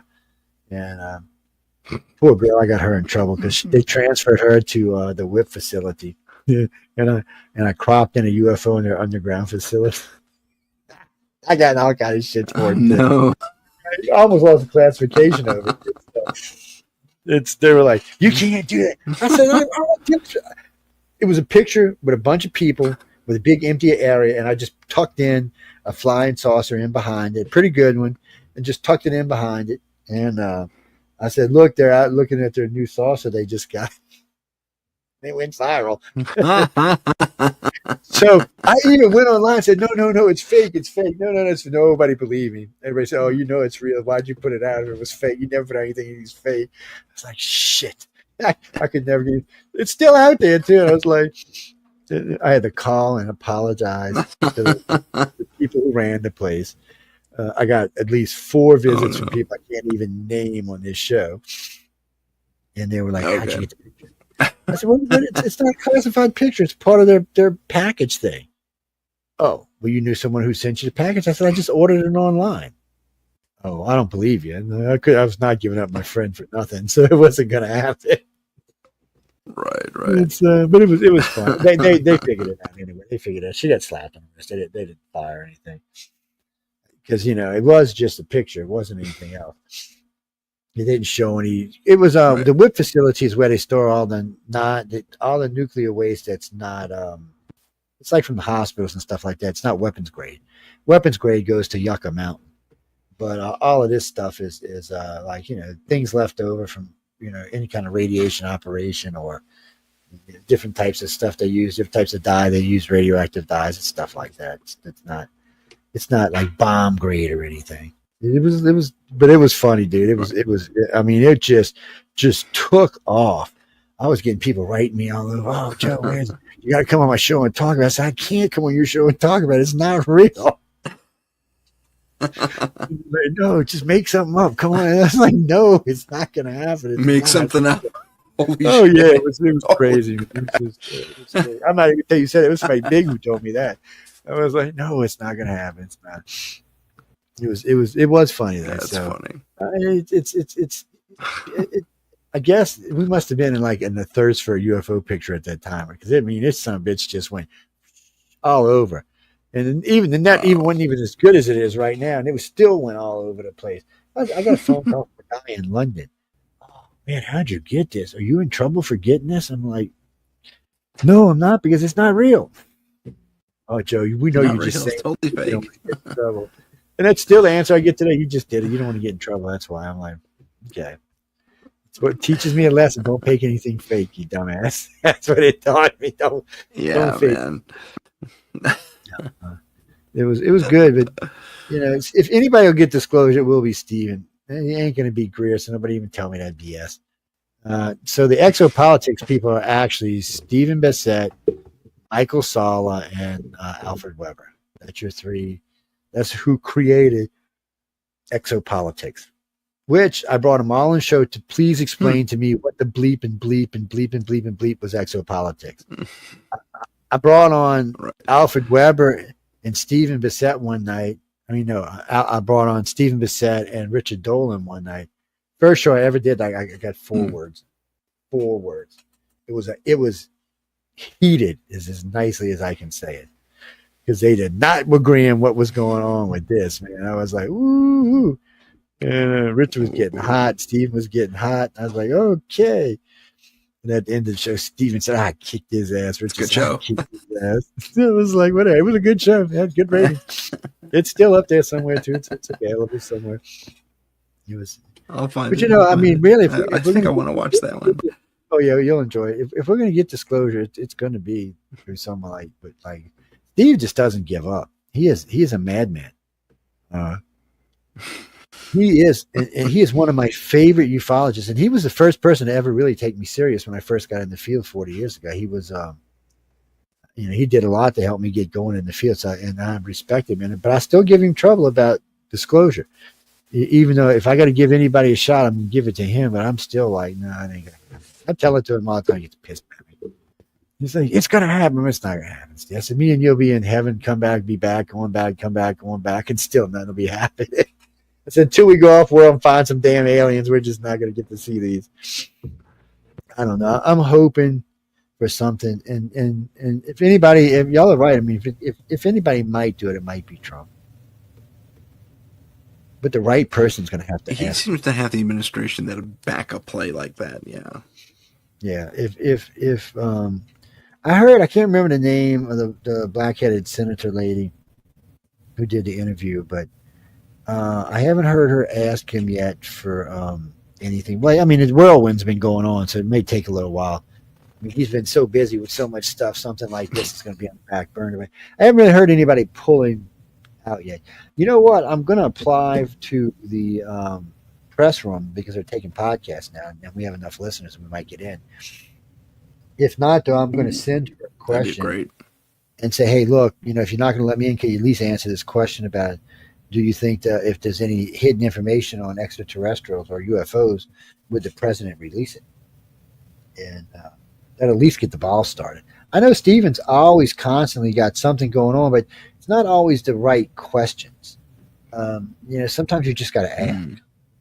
You just got to say, hey, would you disclose this? I mean, sometimes you just got to ask. And as a friend of mine's always telling me that the Greys or what did you say? The Greys are Catholics, the reptilians or Jews, and other ones are Muslims. I'm like, where'd you get that from? He said, well, that's a religion. Well, it's a whole nother show, but so most, like 99.95 of religions stem from Sumeria, which of course is where the Anunnaki were supposed to live. So that's who they try to give credit for the religions. But the problem with that is Sumeria and Egypt are really close to the same age, and Mesopotamia really is too. The three of them kind of developed all around the same time, so and they all three seem to be different. Yeah, but it does seem like Sumeria and Egypt were messing with the human aliens, and it looks like the other one was messing with the reptilians, and that also shows you how early in time they were messing with us since the get-go. It also shows you that the Greys weren't present. Oh, yeah. I think it's a hard thing for people to accept, too. They're like, well, I don't know why the Greys came so late. I said, well, the Greys didn't want to come here. They were off doing whatever they do in their higher understanding. They were like, you want us to go do what? With who? Not them humans. They stink. Oh, come on, man. They smell funny and stuff. They smell horrible. Vulcans think we stink, so why wouldn't the Greys think that? They'd be like, oh, my God. And they're hairy. You think about it, the reptilians, the Greys and the reptilians have hair. But not really, but no, they don't really don't. So only the humans have hair. So they're all kind of like, look at these hairy things. Yeah. Get them out. I don't know, guys, but it is kind of funny. And if we're going to have disclosure, it's going to have to be some kind of joint, some kind of big thing with presidents and because I'm thinking I think Trump right now could release everything our government have, and I don't know how much our government has because look at it from my point of view. Military abductions wouldn't exist if the government had the truth, would they? be no need for them. Fair point. Fair point. So the people I know who work in military abductions all tell me the same thing. Some of the researchers probably know more than we do. He said one of the reasons we like you is because you'll just go on air and talk about it. And if we call in, you'll talk about it more. He said, but a lot of them won't. I'm like, well, a lot of people want to keep things secret. Yeah, but I've been honest about it, and I've said this from day one. I don't mind talking to the government, which I've done before. It's just I'm not giving up anybody's names. But the research itself, I'll talk about it. I'll talk about how many people we got. I'll even let them see case files. They just can't see the names or the locations. Other than that, they can read everything else. And that's only because we're under signed disclosure agreement. We can't give anybody's names without their permission. And I'm sure some of them would say, okay, but I would rather not put them through that without having to. It's, we do. That was the first thing the organization did to make sure we were different from everybody else was a setup you had to sign, and you got an affidavit you had to sign. You had to get it notarized and saying that you would not disclose it, mainly because MUFON taught us a lesson. Or I don't want to blame this on MUFON as much as some of their members. They all went out and wrote books about people's cases. Not the person themselves didn't write the book. Somebody, a member, investigator wrote the book. And not only did they write the book, but they made the money and didn't give the other person any money. So that kind of burnt my. Yeah. So I said, well, we're not going to allow that to happen. Well, because there's lots of good books we could write about alien abductions, but I don't want to do it at somebody else's expense. And believe it or not, most people will know when you're talking about them because they remember what they told you. So if you're talking about, Jane and it's Jane Doe and this white thing pulled her down this hole and drug her around and then shaved her all up and then put her here and put these probes here, here, and here, and here and did this and this and that. She's going to know you're talking about her. Yeah, well, she's going to know. So I don't know. We'll figure it out. And we're going to have Tim probed this weekend. So yeah, something about Sean said Tim needed to be probed. So we're going to have him probed. I think Sean just wants to get the probing off of him. That's all. I think that's all it is. He says he's tired of being probed. He was doing something the other day. I said, "You keep aggravating me, and Bob's going to play you a personal visit, my friend." I said, even if I have to give him some presents, it's so weird because people will write to me or call me and say, "Joe, the Gray said his name was Bob. Is that true?" And I'll just start laughing. He said, "Did you actually affect one of them?" I said, "I've always called the Gray Bob since I was a itty tiny thing." I said, "That's his name as far as I'm concerned, is Bob." And I said, since I'm telepathic with them, I said, I know if it's the same alien. So I said, he's Bob. What do you call the rest of them? I said, I can't say that in public. That's like, I can't use that language in public. SOB1, SOB2. Yeah, that's right, so we just, there's some things we can't talk about. And then this psychic goes, "I don't understand. Why did you name him Bob?" I said, "Because I got tired of just seeing an alien and not having a name for him." I said, "Because you get you get a feeling from extraterrestrials, an overall feeling that lets you know that you're not in serious danger or anything. And then sometimes you even get this sense that you're safe and where you're at. But but still, you would like to be able to, something, a number, a name. Hey, EV26. I mean, it doesn't really matter. I just wanted something, so I just started calling him Bob. See, Bob's just a good name. Heidi, you see how that works? That's Heidi's new man's going to be named Bob. It does work. Or one of my friends, she calls me up and tells me the other day, my new girlfriend's name is Bob. I'm like, what? She goes, "You sure it's not your alien, right, Jerry?" She said, "Because you never said you could tell what sex they were." I said, I don't know if aliens do that kind of stuff. I said, "Don't ask me. I don't know." I said, "I don't even want to go there. Leave it alone." She's like, "I just wanted to make sure." And it was too funny though. It was just too awesome. Much. I was like, well, I don't know how the aliens work that kind of stuff out. We'll have to ask Bob next time we see him. I said, as far as I know, Bob might be a girl. I don't know. I don't want to rule it out. Oh man, but that stuff gets crazy. No man, there's so much awesome. Of it, and a lot of this is fun, and a lot of it's fun to play with. but there is a lot of serious research out there. There's a lot of serious data out there. And as much as I want disclosure, and I've told this to Steve, matter of fact, I'm going to invite him on in a couple of weeks and tell him again that I just don't think that we have the oomph to make it happen. I have seen so many of these things they have put on the government website. If you get it 25, they used to in the old days, if you got 25,000, they would bring it up. Then it was 50,000. I think now it's like 150,000. So you go on their website and write up this article or this piece, and if it reaches 150,000 views, then I think Congress or the president will look at it and see if it's something that should be addressed. So I know Steven's done a few of them. I know several people have done a few. We did 2 of them on different stuff,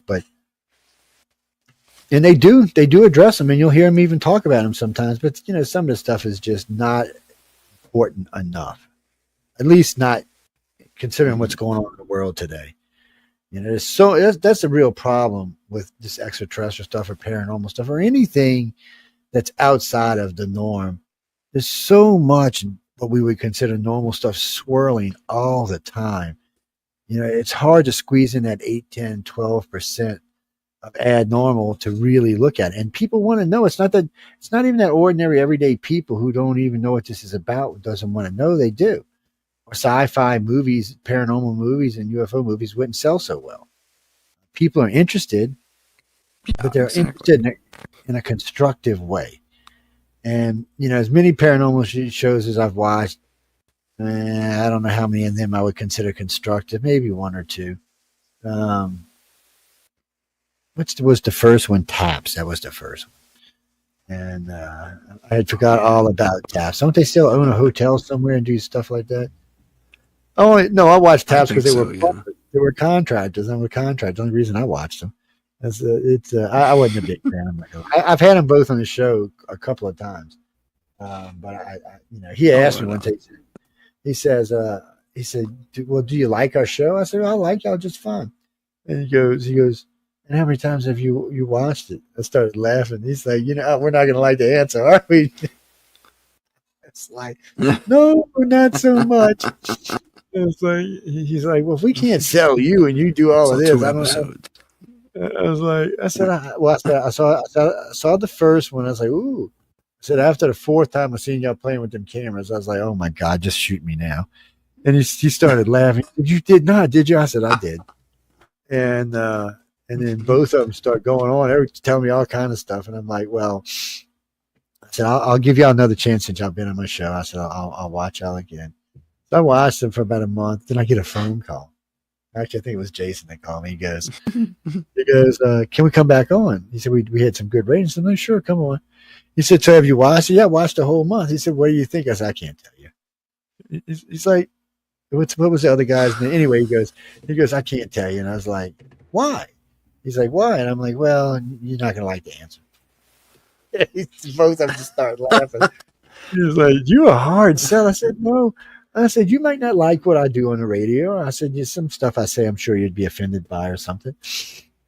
I said, the thing of it is, it's the camera thing that makes me crazy. He's like, why? I said, because how many of these cameras, these CCTV cameras you think are around the world? He said, I don't know. I said, I would say in the millions.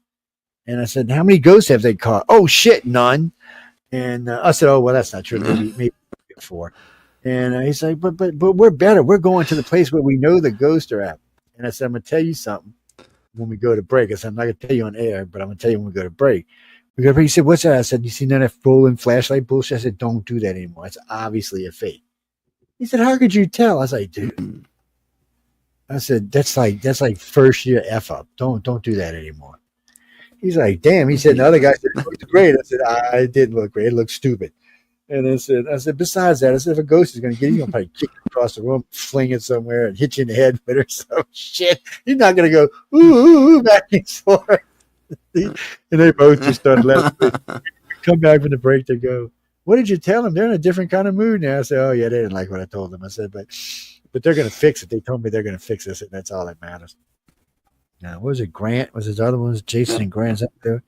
I don't know, but they were a lot of fun. Yeah, I told them 4 or 5 times. They came on over the years, and we had a lot of fun. I picked on them, and they had a good humor about them because I picked on them and they didn't get upset. I was like, because there was That's one good. episode I said, if that was a ghost, my dog is a Rottweiler.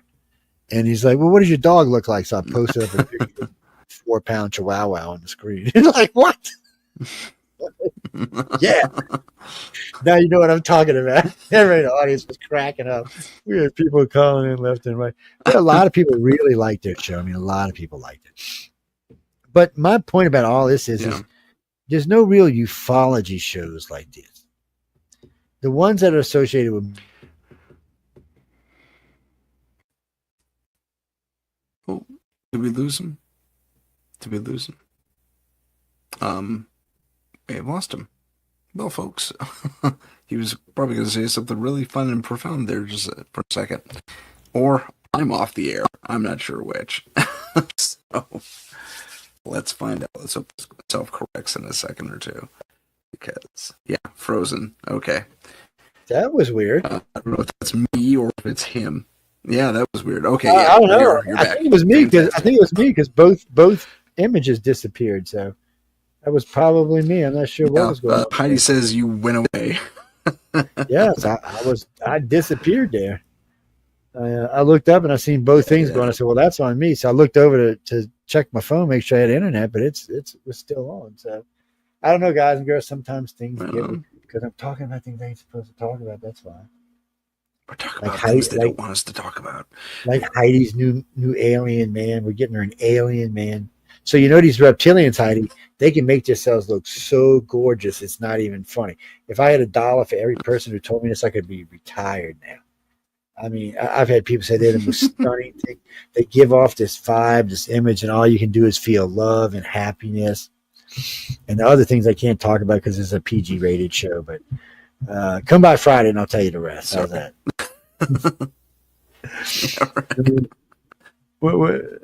And people learn how to use. Yeah, I'm sorry.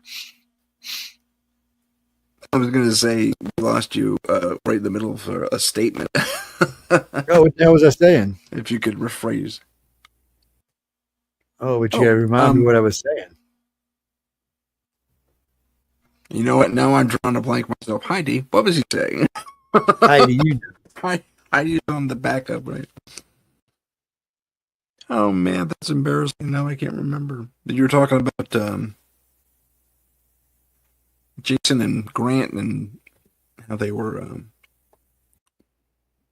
you changed their moods in the break. And then that's pretty much where you got cut off. And I think you got cut off again.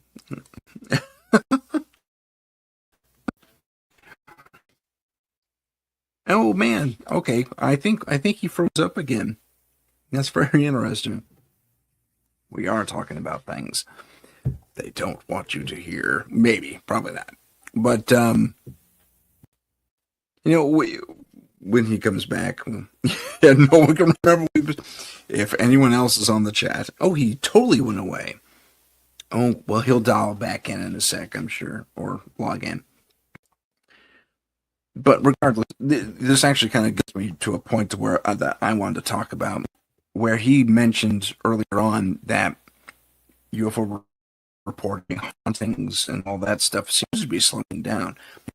I'm, for a very long time, not a very long time, but for a while, my little company, Scary, the paranormal investigation service I run, was the only one in town, especially around the pandemic.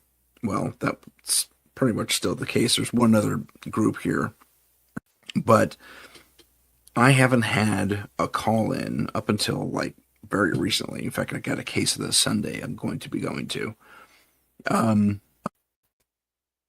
That's the first case I've had in about 1.5 years, maybe 2 years.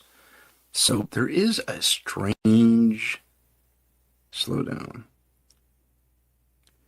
And I'm back. Okay, that's good. So yeah. There is a really weird, strange slowdown. And it is kind of bizarre. I think Joe is on to something, that maybe this disclosure thing is approaching, and maybe we're all too distracted to really care about a chair moving on its own in our apartments or homes or buildings or whatever it is. We're in some tumultuous times right now, globally. So there's that's something to consider as well. Yeah. So there's I don't think there is a lack of anything happening. I think there's more of a lack of interest in these things that are happening. I mean, certain people can report things. UFO reports are going to happen. Ghost reports are going to happen. Absolutely. I don't think it'll end. But there's been a strange slowdown, and this isn't the first time it's happened. Approximately, let's see, something in the order of maybe 7-8 years ago, there was another slowdown, at least on the West Coast, and it was weird. It was just like virtually the entire United States, North America actually, went dead as far as activity went, except this thin little ribbon. And if you looked at the data, the reporting, it was this thin little ribbon in the middle of the country, and into Canada and into Mexico. And it almost looked like an hourglass. So it bubbled up around the border of Canada, bubbled up around the border of Mexico, but it got to a really thin ribbon in the middle of the country as far as reportings go. I'm across the board: UFOs, Bigfoots, ghosts, the whole thing. It was just a really, really bizarre trend, and maybe it's cyclical. This is the first time I've seen a slowdown like that since that time. So now this could also be, since I have a case this Sunday, a ramp up from that still zone. So I don't know. It's very, very interesting. Let's briefly cover our disclosure thing. He should dial in any old second, by the way. We'll get Joe back in a minute. I'm trying to see if he's writing me anything. He has not. Okay. So, disclosure. There is a way to go about it, and maybe, I don't know. I think Joe's definitely onto something, that we need to be very careful about how we do it. Maybe it has to be both government and alien intervention. If we're going to stick with just aliens, that they're going to have to communicate. And a lot of people say, and Joe will back up this thing if he ever gets back on the show, that we do have confirmation, short of all this film and video, that really truly confirms all this. But we do have confirmation from reliable sources throughout our more immediate history that says, yes, we are interacting with these creatures, with these beings. So I don't think achieving that unified release of information is impossible. But let's also look at other stuff. Let's look at the Bigfoot, the Nessies, all the cryptid stuff. Let's look, and for that matter, is there going to be a release on all the ghost stuff? Are we going to find out we've been peering through to another dimension? All these CIA file releases, whether they're hyper redacted or not, speak to a ton of strange spiritual stuff that our government and probably other governments throughout the world have already had a handle on for a very long time. So there's something to consider when it comes to that. And Joe is coming back on, so as soon as he completes his connection, I'll bring him back in for the last 5 minutes. And there he is. Don't ask me. I had to reset the whole router, man. I don't know what happened. I looked over, and I don't know. It was doing these little weird things, real weird numbers. I was like, "What the fuck is going on here?" And I was addressing the audience in your absence. That's right. I was addressing the audience in your absence that We're going to give Heidi a show anyway. So you talked about this. Yeah, absolutely. You should. Thank you. Yeah, welcome back for sure. So I was telling them about the slowdown, another slowdown that happened in the paranormal world. I mean, UFOs, Bigfoots, ghosts, about maybe 7-8 years ago, where it just went dead, except for this really thin ribbon in the middle of the country. And it was weird. It's like an hourglass. It bubbled at the top near Canada, bubbled at the bottom near Mexico as far as reporting, areas of reporting.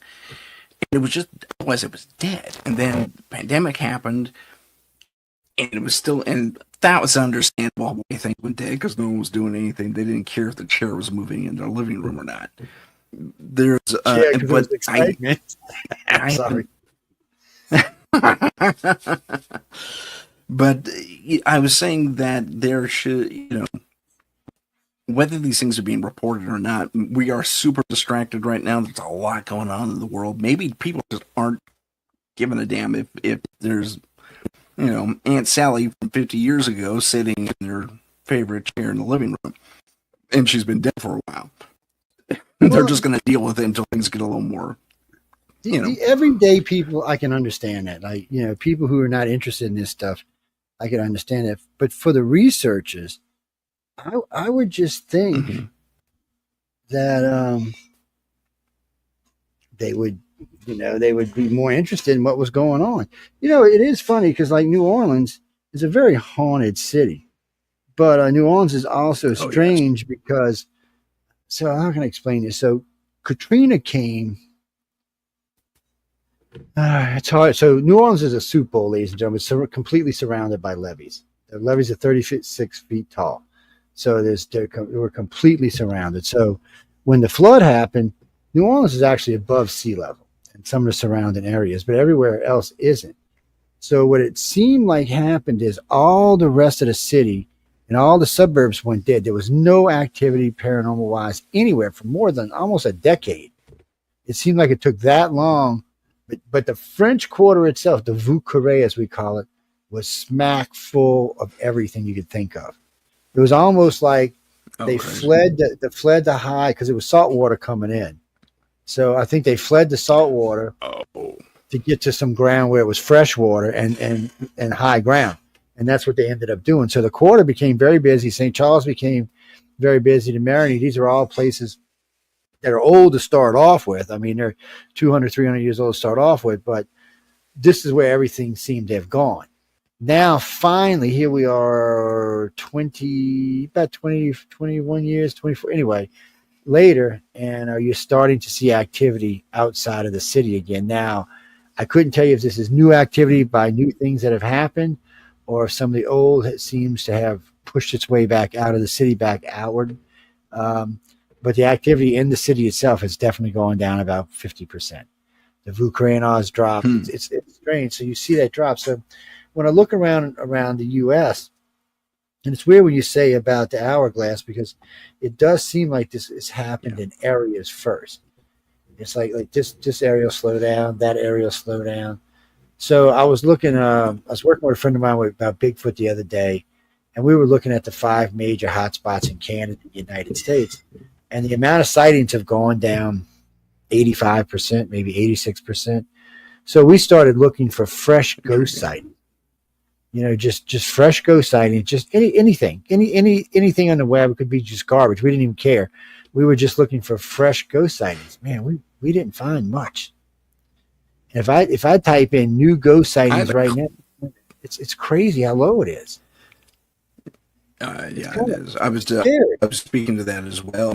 There was thin. It's super thin. I got my first case. We're going in this Sunday, but this is the first case I've had in like a year and a half or 2 years, and it's just been nuts. And folks, ladies and gentlemen, my friends, let's all thank Joe for being on the show. We have to wrap it up, so I'm going to say thank you so much, Joe, for being on the show. And thank you for all of you who joined us in the chat. And everyone out there, thanks for watching. We're going to see you next time on Paranormal Insight. If you have a paranormal experience that you would like to discuss on the show, please email us at paranormal.insight.podcast paranormalinsight@gmail.com. That's paranormal.insight.podcast@gmail.com.